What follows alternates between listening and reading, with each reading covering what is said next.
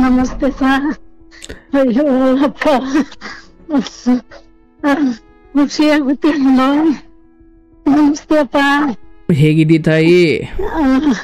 ನಾವು ಚೆನ್ನಾಗಿದ್ದೀವಪ್ಪ. ಯಾಕೆ ಇಷ್ಟೊಂದು ಗಾಬರಿ ಆಗ್ಬಿಟ್ಟಿದ್ದೀರಿ? ಒಂಥರ ಎಷ್ಟು, ನಾನು ಜುಲೈ 2ನೇ ತಾರೀಕು ಮಾತಾಡಿದ್ದೆ ನಿಮ್ ಜೊತೆ. ಹೌದು ಹೌದು. ಹೋದ್ ವರ್ಷ 1 ವರ್ಷ ಮೇಲಾಯ್ತು. ಹೌದು ಹೌದು. ಹೋದ್ ಜುಲೈಲಿ ಮಗನ ವಿಚಾರ ಮಾತಾಡಿದ್ದು, ಸೊಸೆ ವಿಚಾರ. ಮಕ್ಳು ಇಬ್ರು ಅದೇ ಲವ್ ಮಾಡೋ ವಿಷಯ ಅಂತ ಹೇಳಿದ್ನಲ್ಲ ಸರ್. ಅವ್ರು ನಿಮ್ಗೆ ಹುಷಾರಿಲ್ದೇ ಇದ್ದಾಗ ನಾನು ಎಷ್ಟು ದೇವ್ರನ್ನ ಬೇಡ್ಕೊಂಡೆ ಗೊತ್ತಾ. ನಿಮ್ ತಾಯಿ ಹತ್ತಿದ್ರು ನಮ್ಗೆ ಫೋನ್ ಮಾಡಿದ್ದೆ. Thank you. ನಿಮ್ಗೆ ಹುಷಾರಿಲ್ದೇ ಇದ್ದಾಗ ತುಂಬಾ ಖುಷಿ ಆಯ್ತದೆ ಕಣಪ್ಪ. ನನ್ಗೆ 54 ವರ್ಷ. ಇನ್ನು ದೊಡ್ಡ ಮಕ್ಳಿದಾರೆ, 2 ಗಂಡ್ ಮಕ್ಳು. ನಿಮ್ಮ ಆಶೀರ್ವಾದ ತಾಯಿ. ಆದ್ರೂ ಎಷ್ಟು ಪ್ರೀತಿಯಿಂದ ಆಶೀರ್ವದಿಸ್ತಾ ಇದ್ದೀರಿ. ತರ ಖುಷಿ ಆಗ್ತಾ ಇದೆ ಕಣಪ್ಪ ನಿಮ್ ಜೊತೆ ಮಾತಾಡಕ್ಕೆ. ಅದೇ ಮಗನ್ ತರ ನಾನು ಟ್ರೀಟ್ ಮಾಡ್ತೀನಿ, ಹಂಗೆ ಮಾತಾಡ್ತಾ ಇದ್ದೀನಿ. ತಪ್ಪು ತಿಳ್ಕೊಂಡ್ಬಿಡ್ರಿ. ಖಂಡಿತ ತಾಯಿ, ಖಂಡಿತ. ನೀವು ಹೇಗಾದ್ರೂ ಮಾತಾಡಿ, ಒಟ್ನ ಖುಷಿಯಿಂದ. ಹೇಳಿದ್ನಲ್ಲ ಹಂಗೆ, ಅದೇ ಮಕ್ಳ ವಿಷಯನೇ ಹೇಳಿದ್ನಲ್ಲ. ಅದೇ ಒಂದು 202ನೇ ಎಪಿಸೋಡ್ ಅಲ್ಲಿ ಒಂದ್ ಹುಡುಗಿ ಮಾತಾಡಿತ್ತಲ್ಲಪ್ಪ. ರಾಯಚೂರು ಹುಡುಗಿ, ಅದೇ ವೇಷವಾಟಿಕೆ ಅವ್ರ ಅಕ್ಕ ಅಂತ ಹೇಳಿತ್ತಲ್ಲ. ನಿಮ್ ಆಶ್ರಮಕ್ಕೆ ಬರ್ಬೋದಾ, ಪಾತ್ರೆ ತೊಳ್ಕೊಂಡು ಕಸ ಗುಡ್ಸ್ಕೊಂಡಿರ್ತೀನಿ ಅಂದಾಗ ಪದೇ ಪದೇ ಆ ಹುಡುಗಿ ನಾನ್ ನೆನ್ಸ್ಕೊಂಡು ಅಳ್ತಾ ಇದೆ ತುಂಬಾ. ನಾನು ಅಂದ್ರೆ ಹೆಣ್ಮಕ್ಳು ಅಂದ್ರೆ ತುಂಬಾ ಇಷ್ಟ ನನ್ಗೆ. ಆತರ ಆ ಹುಡುಗಿನ ತಕೊಂಡು ನಾನ್ ಸಾಕೋಬೋದ ಅಂತ ಅನ್ಕೊಂಡು ನಮ್ಮ ಮನೇಲಿ ನಮ್ಮ ಯಜಮಾನರನ್ನು ಕೇಳ್ದೆ, ನಮ್ಮ ಮಕ್ಳನ್ನು ಕೇಳ್ದೆ. ಆದ್ರೆ ಒಂಥರ ಆಗೋಯ್ತು ನನಗೆ ತುಂಬಾ. ಅಂದ್ರೆ ಇಷ್ಟ ಈ ತರ ಪ್ರಪಂಚದಲ್ಲಿ ಹಿಂಗೆಲ್ಲ ಇರ್ತಾರಲ್ಲ ಅಂತ. ನಾವ್ ಹೊರಗಡೆ ಪ್ರಪಂಚ ಅಂದ್ರೆ ನಮ್ಗೆ ಏನೂ ಗೊತ್ತಿಲ್ಲ. ಅಂದ್ರೆ ನಾವ್ ಯಾವಾಗ್ಲೂ ಮನೆಯೊಳಗೆ ಇದ್ದಿ ಅಭ್ಯಾಸ ಅವಾಗಿಂದನು. ಎಲ್ಲ ತಂದ್ಕೊಡ್ತಾರೆ, ಮಾಡ್ತಾರೆ. ನಾವು SLC ಓದಿದೀವಿ, ಆದ್ರೂ ಹೊರಗಡೆ ಯಾವಾಗ್ಲೂ ಎಲ್ಲೂ ಹೋಗಲ್ಲ. ಅಭ್ಯಾಸ ಆಗೈತೆ ಹಂಗೇನೆ. ಮಕ್ಳುಗಳಿಗೆ ಇನ್ನೂ ಮದುವೆ ಮಾಡಿಲ್ಲ. ನಾವು ಬೆಂಗಳೂರಲ್ಲೇ ಇರೋದು. ಪೀನೆ ಹತ್ರ ಹೆಗ್ನಳ್ಳಿ ಅಂತಾರೆ, 2nd ಸ್ಟೇಜ್. ಪೀನೆಯಿಂದ ಮೋಹನ್ ಥಿಯೇಟರ್ ಹತ್ರ ಹೆಗ್ನಳ್ಳಿ ಅಂತಾರೆ, ಅಲ್ಲಿ ಇರೋದು. ಅದೇ ಮಕ್ಳು ಮದ್ವೆ ವಿಷಯ ಅವಾಗ ಮಾತಾಡಿದ್ದೆ ನಿಮ್ ಜೊತೆ. ಜಾಸ್ತಿ ಕನೆಕ್ಟ್ ಆಗಿಲ್ಲ. ಗಂಡ ಬೇಡ ಅಂತಾರೆ, ಮಗ ಯಾರನ್ನು ಪ್ರೀತಿಸಿದ್ದಾನೆ. ಹೌದೌದು. ನಿಮ್ ತುಂಬಾ ನೆನ್ಪು. ದೇವ್ರು ನಿಮ್ಗೆ ಹಂಗೆ ಕೊಟ್ಟಿರ್ಲಪ್ಪ. ಎಷ್ಟು ನಿಮ್ಮಿಂದ ಎಷ್ಟು ಮಕ್ಳುಗಳು, ಹೆಣ್ಮಕ್ಳಿಗೆ ತುಂಬಾ ಒಳ್ಳೇದಾಯ್ತಾ ಇದೆ ಕಣಪ್ಪ ನಿಮ್ಮಿಂದ. ಇಂಥ ಪ್ರಪಂಚ ನನ್ನಿಂದ ಏನು ಒಳ್ಳೇದಾಗ್ತಿಲ್ಲ, ನನ್ನಿಂದ ಏನೂ ಆಗ್ತಿಲ್ಲವ್ವ. ನಿಮ್ಮಂತವ್ರು ನಂಬಿಕೆ ಹಂಚ್ಕೊಳ್ತೀರಾ, ಅದಕ್ಕೆ ನನ್ನ ತಿಳುವಳಿಕೆ ಇದ್ದಷ್ಟು ಹೇಳ್ತೀನಿ. ಬಟ್ ಅಂದ್ರೆ ಅವ್ರ ದುಃಖವನ್ನ ತಾಳ್ಮೆಯಿಂದ ಆಲಿಸ್ತೀನಿ ಅನ್ನೋದ್ರ ಬಗ್ಗೆ ಖುಷಿ ಇದೆ. ಆದ್ರೆ ತುಂಬಾ ತಾಳ್ಮೆ ನಿಮ್ಗೆ. ದೇವ್ರು ಎಷ್ಟು ತಾಳ್ಮೆಯಿಂದ ಕೇಳ್ತೀರಿ ಪ್ರತಿಯೊಂದನ್ನು. ಅಂದ್ರೆ ನನ್ಗೆಲ್ಲ ತುಂಬಾ, ನಾವ್ ಓದಿದ್ರು ಪೂರ್ತಿ ಎಲ್ಲಾ ಎಪಿಸೋಡ್ಗಳು ಕೇಳ್ತಾ ನಂಗೆ ನಿದ್ದೆನೇ ಬರಲ್ತು. ಮತ್ತೆ ರಿಪೀಟ್ ಕೇಳ್ತಾನೆ ಇರ್ತೀನಿ. ಬ್ಯಾರೆಯವ್ರ ಕಷ್ಟದ ಮುಂದೆ ಅಂದ್ರೆ ಕಷ್ಟ ಏನಂತ ನಮ್ಗೂ ಏನ್ ಗೊತ್ತಿಲ್ಲ. ಹಂಗೆ ಬಂದ ಮಿಡ್ಲ್ ಕ್ಲಾಸ್ ಫ್ಯಾಮಿಲಿ ನಮ್ದು. ಅಂದ್ರೆ ಊಟ ಬಟ್ಟೆಗೆಲ್ಲ ಏನ್ ತೊಂದ್ರೆ ಪಟ್ಟಿಲ್ಲ. ಅವಾಗಿಂದ ಅಪ್ಪ ಅಮ್ಮ ಈಗೂ ಇದಾರೆ, ಎಲ್ಲ ಚೆನ್ನಾಗಿದ್ದಾರೆ. ಅಂದ್ರೆ ಹೊರಗಡೆ ಹೋಗಿ ದುಡ್ದು ಹೊರಗಡೆ ಪ್ರಪಂಚ ಅಷ್ಟು ಗೊತ್ತಿಲ್ಲ ಅಂತ. ಗೊತ್ತಿಲ್ಲ. ಬಟ್ ಈ ಹೆಣ್ಮಕ್ಳು ಕತೆ ಕೇಳಿದಾಗ ಹಿಂಗೆಲ್ಲ ಆಯ್ತಾ ಅನ್ಸುತ್ತೆ. ಅಯ್ಯೋ ಹೌದು, ಎಷ್ಟು ಇದಾಯ್ತದೆ. ನನ್ ಪಾಪ ಒಂದ್ ಹುಡ್ಗಿ ಬ್ರೈನ್ ಟ್ಯೂಮರ್ ಹುಡ್ಗಿ ರೇಖಾ, ಆ ಹುಡ್ಗಿದ್ದು ಕೇಳಿ ಅದೆಲ್ಲ ಕೇಳಿ ತುಂಬಾ ನಾನು ಹತ್ಕೊಂಡ್ ಹಿಂಗೆಲ್ಲ ಇರ್ತದ ನೋಡಿ. ನಿಮ್ದು ತಾಯಿ ಹೃದಯ. ಇನ್ನೊಂದು ಹೆಣ್ಣಿನ ದುಃಖಕ್ಕೆ ನೀವ್ ಅಳ್ತೀರಾ ಅಂದ್ರೆ. ಹೌದು. ಹುಡುಗಿನ ಅದೇ ಆ ಹುಡುಗಿನ ಅದೇ 21 ವರ್ಷದಾಕೆ ಮನೇಲೆ ಇದ್ದೀನಂತ ಹೇಳಿತ್ತಲ್ಲ. ಆ ಹುಡ್ಗಿನ ನಮ್ಮ ಮನೆಯವ್ರು ಕೇಳದಿಕ್ಕೆ ಹೆಣ್ಮಕ್ಳು ಸುಮ್ನೆ ತನ್ ಕಷ್ಟ ಐತೆ ಕಣಮ್ಮ ತುಂಬಾ ಅಂತಂದ್ರು ನಮ್ಮ ಯಜಮಾನ್ರು. ನಮ್ ಮಕ್ಳುಗಳನ್ನ ಕೇಳಿದ್ರೆ ಅಮ್ಮ ಹೆಣ್ಮಗು ಬೇಕಂದ್ರೆ ನಿಂಗ್ ಚಿಕ್ಕ ಮಕ್ಳುಗಳನ್ನ ಬೇಕಂತಂದಿ ಸಾಕೋಬೋದ್ ಕಣಮ್ಮ ಅಂದ್ರು. ಅದಕ್ಕೆ ನಾನು ಈಗ ಏಪ್ರಿಲ್ ಬಂದ್ರೆ 1 ವರ್ಷ ಆ ಹುಡ್ಗಿದ್ದು ನಾನ್ ಕೇಳಿ ನಿಮ್ ಫೋನಲ್ಲಿ, ಅದೇ ಯೂಟ್ಯೂಬ್ ಅಲ್ಲಿ ನಾನು ನೋಡ್ತಾ ಹಂಗೆ ಅಯ್ಯೋ ಪಾಪ ಹೆಣ್ಮಕ್ಳುಗಳ್ಗೂ ನನ್ಗೆ ತುಂಬಾ ಇಷ್ಟ ಹೆಣ್ಮಕ್ಳು ಕಂಡ್ರೆ. ಆ ತರತ್ತ ಆದ್ರೆ ಪರಿಸ್ಥಿತಿ ನೀವು ಎಷ್ಟೇ ಆ ಹುಡ್ಗಿಗೆ ಎಷ್ಟೇ ಹೇಳಿದ್ರಿ ಅಲ್ವಪ್ಪ, ತುಂಬಾ ಹೇಳಿದ್ರಿ. ಕೆಲ್ಸದ್ದು ನಾವು ಅಲ್ಲಿ ಗೊತ್ತಿರೋರು ಇರ್ತಾರೆ, ಹೆಲ್ಪ್ ಮಾಡ್ತೀವಿ, ಧೈರ್ಯವಾಗಿರಮ್ಮ ಅಂತ ಹೌದವ ಹೌದು, ಸಂಪರ್ಕದಲ್ಲಿ ನಾನು ಅದಾದ್ಮೇಲೂ ಪಾಪ ಆಕೆಗೆ ಏನು ನಮ್ಮಿಂದ ಏನು ಧೈರ್ಯ ಹೇಳ್ಬೋದು, ಏನು ಮಾಡ್ಬೋದು. ನಾನು ಇಲ್ಲಿ ಮಾತಾಡಿದವ್ರು ಖಂಡಿತ ತಾಯಿ, ಅವ್ರು ನಿಜಕ್ಕೂ ಮಾತಿಗೂ ಮೀರಿ ನಮ್ಮಿಂದ ಏನಾದರೂ ಬಯಸ್ತಾ ಇದ್ದಾರೆ ಅಂದಾಗ ನಾನು ಕೊಡದೆ ಹೋದ್ರು ಸಮಾಜದಲ್ಲಿ ಒಳ್ಳೆಯವರಿದ್ದಾರೆ, ದಾನಿಗಳಿದ್ದಾರೆ, ನೋಡಿ ಸರ್ ಹಿಂಗಿದ್ದಾರೆ ಒಂದು ಹೆಣ್ಮಗಳು, ನಾನು ಕೇಳ್ಕೊಳ್ತೀನಿ, ಏನು ತಪ್ಪಿಲ್ಲ. ಆ ಹೆಣ್ಮಗಳು ಪರವಾಗಿ ನಾನು ಕೇಳ್ಕೊಳ್ತೀನಿ. ಹೌದಪ್ಪ, ನಿನ್ಗೆ ನಮ್ಮ ಆಯ್ಸೆಲ್ಲ ನಿನ್ಗೆ ಕೊಡ್ಲಿಕ್ಕೆ ಕಣಪ್ಪ, ನಾನು ಅದೇ ಬೇಡ್ತೀನಿ. ನಾನ್ ಚೆನ್ನಾಗಿದ್ದಂಗೆ ನಮ್ಮ ಆಯ್ಸೆಲ್ಲ ನಿನ್ಗೆ ಕೊಡ್ತೀನಿ. ನಿಮ್ಮಂತವ್ರು ಇದ್ರೆ ಏನಿಲ್ಲವ, ನಿಮ್ಮ ಮಕ್ಕಳು ನಿಮ್ಮ ಕುಟುಂಬದ ಜೊತೆ ನೀವು ಚೆನ್ನಾಗಿರ್ಬೇಕು. ನಿಮ್ಮ ಪೂರ್ಣ ಆಯಸ್ಸು ನಿಮ್ಮ ಮಕ್ಕಳ ಜೊತೆ ಆನಂದವಾಗಿರ್ಬೇಕು. ನೋಡಿ, ಬೇರೆ ಹೆಣ್ಣು ಮಗಳ ಕಥೆಯನ್ನು ಕೇಳಿ ನಿಮ್ಮ ದುಃಖವನ್ನು ಮರೆತು ಅವರಿಗೋಸ್ಕರ ನಿಮ್ಮ ಹೃದಯ ಮಿಡಿಯುವುದಿದೆಯಲ್ಲ, ಅದು ಎಷ್ಟು ನೋವಾಗ್ತಾ ಇದೆ. ನಾನು ಹೇಳ್ಕೊಂಡು ಅದನ್ನ ತಂದು ನಮ್ಮನೇಲೆ ಇಟ್ಕೊಂಡು ಅದೇ ದತ್ತು ತಕೊಂಡ್ತಾರ ಇಟ್ಕೊಂಡು ಸಾಕು ಅಂತ ತುಂಬಾ ಅವಳನ್ನೇ ಹೇಳ್ಕೊಂಡು ಅವಳನ್ನೇ ನಾನು ಮತ್ತೆ ರಿಪೀಟ್ ಅದನ್ನ ಕೇಳ್ತಾನೆ ಇದ್ದೆ. ಸತ್ಯ ಸತ್ಯ ಸತ್ಯ. 202ನೇ ಎಪಿಸೋಡ್ 3ನೇವ್ರು ಅವ್ರು ಮಾತಾಡಿರೋದು. ಹೌದು ಹೌದು. ಅದನ್ನ ಕೇಳಿ ನನ್ ತುಂಬಾನೇ ಇವಾಗ್ಲೂ ಮತ್ತೆ ರಿಪೀಟ್ ಕೇಳಿ ತುಂಬಾ ನೋವಾಯ್ತದೆ ಕಣಪ್ಪ. ಇರ್ಲವ, ಆ ಹೆಣ್ಮಗಳು ಒಳ್ಳೆ ದಾರಿಲಿದ್ದಾಳೆ. ಅಂದ್ರೆ ಸ್ವಂತ ಅಕ್ಕನೇ ಶಾಪವಾಗಿದ್ದು ಆಕೆಯ ಬದುಕಲ್ಲಿ ದುರಾದೃಷ್ಟ ಅದು. ಅಂದ್ರೆ ಅಕ್ಕ ಮಾಡೋ ಒಂದು ಎಡವಟ್ಟಿದೆಯಲ್ಲ, ಅಕ್ಕ ಹಾಗೆ ದಾರಿ ತಪ್ಪದಾಗ ತಂಗಿ ಸೀತೆ ತರ ಶುದ್ಧವಾಗಿದ್ರು ಯಾರು ಬೆಲೆ ಕೊಡಲ್ಲ. ಹೌದು, ನಿಮ್ಮ ಅಕ್ಕ ಹಂಗ್ ಮಾಡ್ಕೊಂಡಿದ್ದಾಳೆ, ನಿಂದು ಅದೇ ಬಾಳು. ತಂಗಿಯನ್ನು ನೋಡೋ ದೃಷ್ಟಿಕೋನವೂ ಬದಲಾಗ್ಬಿಡುತ್ತೆ. ಹೌದು, ಈ ತಂಗಿಗಾಗಿದ್ದು ಅದೇ ಬಾಳು. ಹೌದು, ಒಂದ್ ಒಳ್ಳೇದ್ ಮಾಡಿದ್ರೆ ಮನೆ ಜನಕ್ಕೆಲ್ಲ ಚೀಮಾರಿ ಆಗ್ತಾರೆ. ಒಳ್ಳೇದ್ ಮಾಡಿದ್ರೆ ಇಂಥವ್ರ ತಪ್ಪ ಅಯ್ಯೋ ಇಂಥವ್ರ ಮಗನಂತೆ ಕಣಪ್ಪ. ಅಂದ್ರೆ ಒಂದು ಮನೆಯ ಮಗನ ಅಥವಾ ಮನೆಯ ಸಂತಾನದ ಸಾಧನೆ ಆ ಮನೆಗೆ ಕೀರ್ತಿಯನ್ನ, ಆ ವಂಶಕ್ಕೆ ಕೀರ್ತಿಯನ್ನ, ಆ ಊರಿಗೆ ಕೀರ್ತಿಯನ್ನ, ಆ ನಾಡಿಗೆ ಕೀರ್ತಿಯನ್ನ ಕೊಡುತ್ತೆ. ಅದೇ ರೀತಿ ಒಬ್ಬ ಪುರುಷ ಅಥವಾ ಒಬ್ಬ ಮಹಿಳೆ ಅಥವಾ ಒಂದು ಮನೆಯ ಮಗನ ದುಷ್ಕೃತ್ಯ, ದೇಶದ್ರೋಹ ಅಥವಾ ನೀಚ ಕೆಲಸ ಆ ಮನೆ, ಆ ಊರು, ಆ ಜನಾಂಗ, ಆ ವಂಶ, ಆ ನಾಡು ಎಲ್ಲದಕ್ಕೂ, ಅಂದರೆ ರಾವಣನ ಲಂಕೆಯನ್ನು ರಾವಣ ಇಂಥ ಕೆಟ್ಟವನು ಇಲ್ಲಿಂದಲೇ ಅಪ್ಪ ಬಂದಿದ್ದು ಅಂತ ನಾವು ಲಂಕೆಯನ್ನು ರಾವಣನಿಂದ ಕೆಟ್ಟತನದಿಂದ ಗುರುತಿಸ್ತೀವಿ. ಅದೇ ರಾಮನನ್ನ ಈ ದೇಶ, ಕೃಷ್ಣನನ್ನ ಈ ದೇಶ, ವಿವೇಕಾನಂದರನ್ನ ಇವರೆಲ್ಲ ಇಂಥ ನಾಡಿಂದ ಬಂದಿದ್ದಪ್ಪ. ಅಂದರೆ ಸ್ಥಳದಿಂದ ಪುರುಷನಿಗೆ ಕೆಲವೊಮ್ಮೆ ಇಂಥ ಊರನ್ನಂದ ಗಣಪ ಅಂತ ಊರಿನಿಂದ ಕೆಲವೊಮ್ಮೆ ಬೆಲೆ ಸಿಗುತ್ತೆ, ಆದರೆ ಇನ್ನೂ ಕೆಲವೊಮ್ಮೆ ವ್ಯಕ್ತಿಗಳಿಂದ ಊರಿಗೆ ಬೆಲೆ ಸಿಗುತ್ತೆ. ಮನುಷ್ಯ ಹೇಗೆ ಬೆಳಿಬೇಕಂದ್ರೆ ಅವನು ಬೆಳೆದಿದ್ದ ಇದನ್ನಲ್ಲಪ್ಪ ಆ ಹುಡುಗ ಅವನು ಈ ಊರಲ್ಲಂತೆಯೇ ಬೆಳೆದಿದ್ದು ಅಂತ ಅವನಿಂದ ಆ ಊರಿಗೆ ಬೆಲೆ ಬರಬೇಕು, ಹಂಗಿರ್ಬೇಕು. ಹೌದಪ್ಪ, ತುಂಬಾ ಖುಷಿ ಆಯ್ತದೆ ಕಣಪ್ಪ ನಿನ್ ಮಾತ್ ಕೇಳಿ. ನಂಗೆ ಏನ್ ಹೇಳ್ಬೇಕಂತಾನೆ ನಂಗೆ ಗೊತ್ತಾಗ್ತಾ ಇಲ್ಲ, ಅಷ್ಟು ಖುಷಿ ಆಗ್ತಾ ಇದೆ ಮಾತಾಡಕ್ಕೆ. ಅಂದ್ರೆ ಕೆಲವ್ರು ಕಷ್ಟ ಹೇಳಿ ಇಲ್ಲ ಅಂದ್ರು ನಿಮ್ಗೆ ಎನ್ಕರೇಜ್ ಮಾಡ್ತಾರಲ್ಲ, ಅದನ್ನ ನೋಡಿ ಎಷ್ಟು ಖುಷಿ ಆಯ್ತದಲ್ವಾ. ಒಳ್ಳೇದಿದ್ರೆ ಅಂದ್ರೆ ನಾವು ನಮ್ಗೆ ಓದಿದೀವಿ ಅಷ್ಟೇ, ಹೊರ್ಗಡೆ ಪ್ರಪಂಚ ಗೊತ್ತಿಲ್ಲ ಯಾವಾಗಿಂದನು. ಆದ್ರೆ ಇನ್ನೇನ್ ನಮ್ಮ ಯಜಮಾನ್ರು ರಿಟೈರ್ಡ್ ಆಗೋಯ್ತಾರೆ ಡ್ಯೂಟಿಯಿಂದ, ಮಕ್ಳಿಗ್ ಮದ್ವೆ ಮಾಡಿಲ್ಲ. 33 ವರ್ಷ ದೊಡ್ಡವನ್ಗೆ, ಚಿಕ್ಕವನ್ಗೆ 29 ವರ್ಷ. ಅದೇ ಇಷ್ಟಪಟ್ಟಿದ್ದು ನಮ್ ಕ್ಯಾಸ್ಟ್ ಅಲ್ಲ ಅಂದ್ಬಿಟ್ಟು ನಮ್ಮ ಯಜಮಾನ್ರು ಇಷ್ಟಪಟ್ಟಿರ್ಲಿಲ್ಲ, ಅದಕ್ಕೆ ಹಂಗೆ ಡಿಲೇ ಆಗಿದ್ದು. ಇವಾಗ ಅವರು ಇಷ್ಟಪಟ್ಟಂಗೆ ಮಾಡ್ಕೊಡೋದು ಸರಿನಾ ತಪ್ಪ ಅಂದ್ರೆ ಬೇರೆ ಕಷ್ಟ ಅಲ್ವಾ. ಈಗ ನಾನು ಅದನ್ನ ಅವತ್ತೇ ಹೇಳಿದ್ದೀನವ್ವ, ಈ ವಿಚಾರದಲ್ಲಿ ಕೆಲವೊಮ್ಮೆ ಸಮಾಜ ಏನನ್ನುತ್ತೆ, ಜನರು ಏನಂತಾರೆ, ಗೌರವ ಹಾಳಾಗುತ್ತೆ.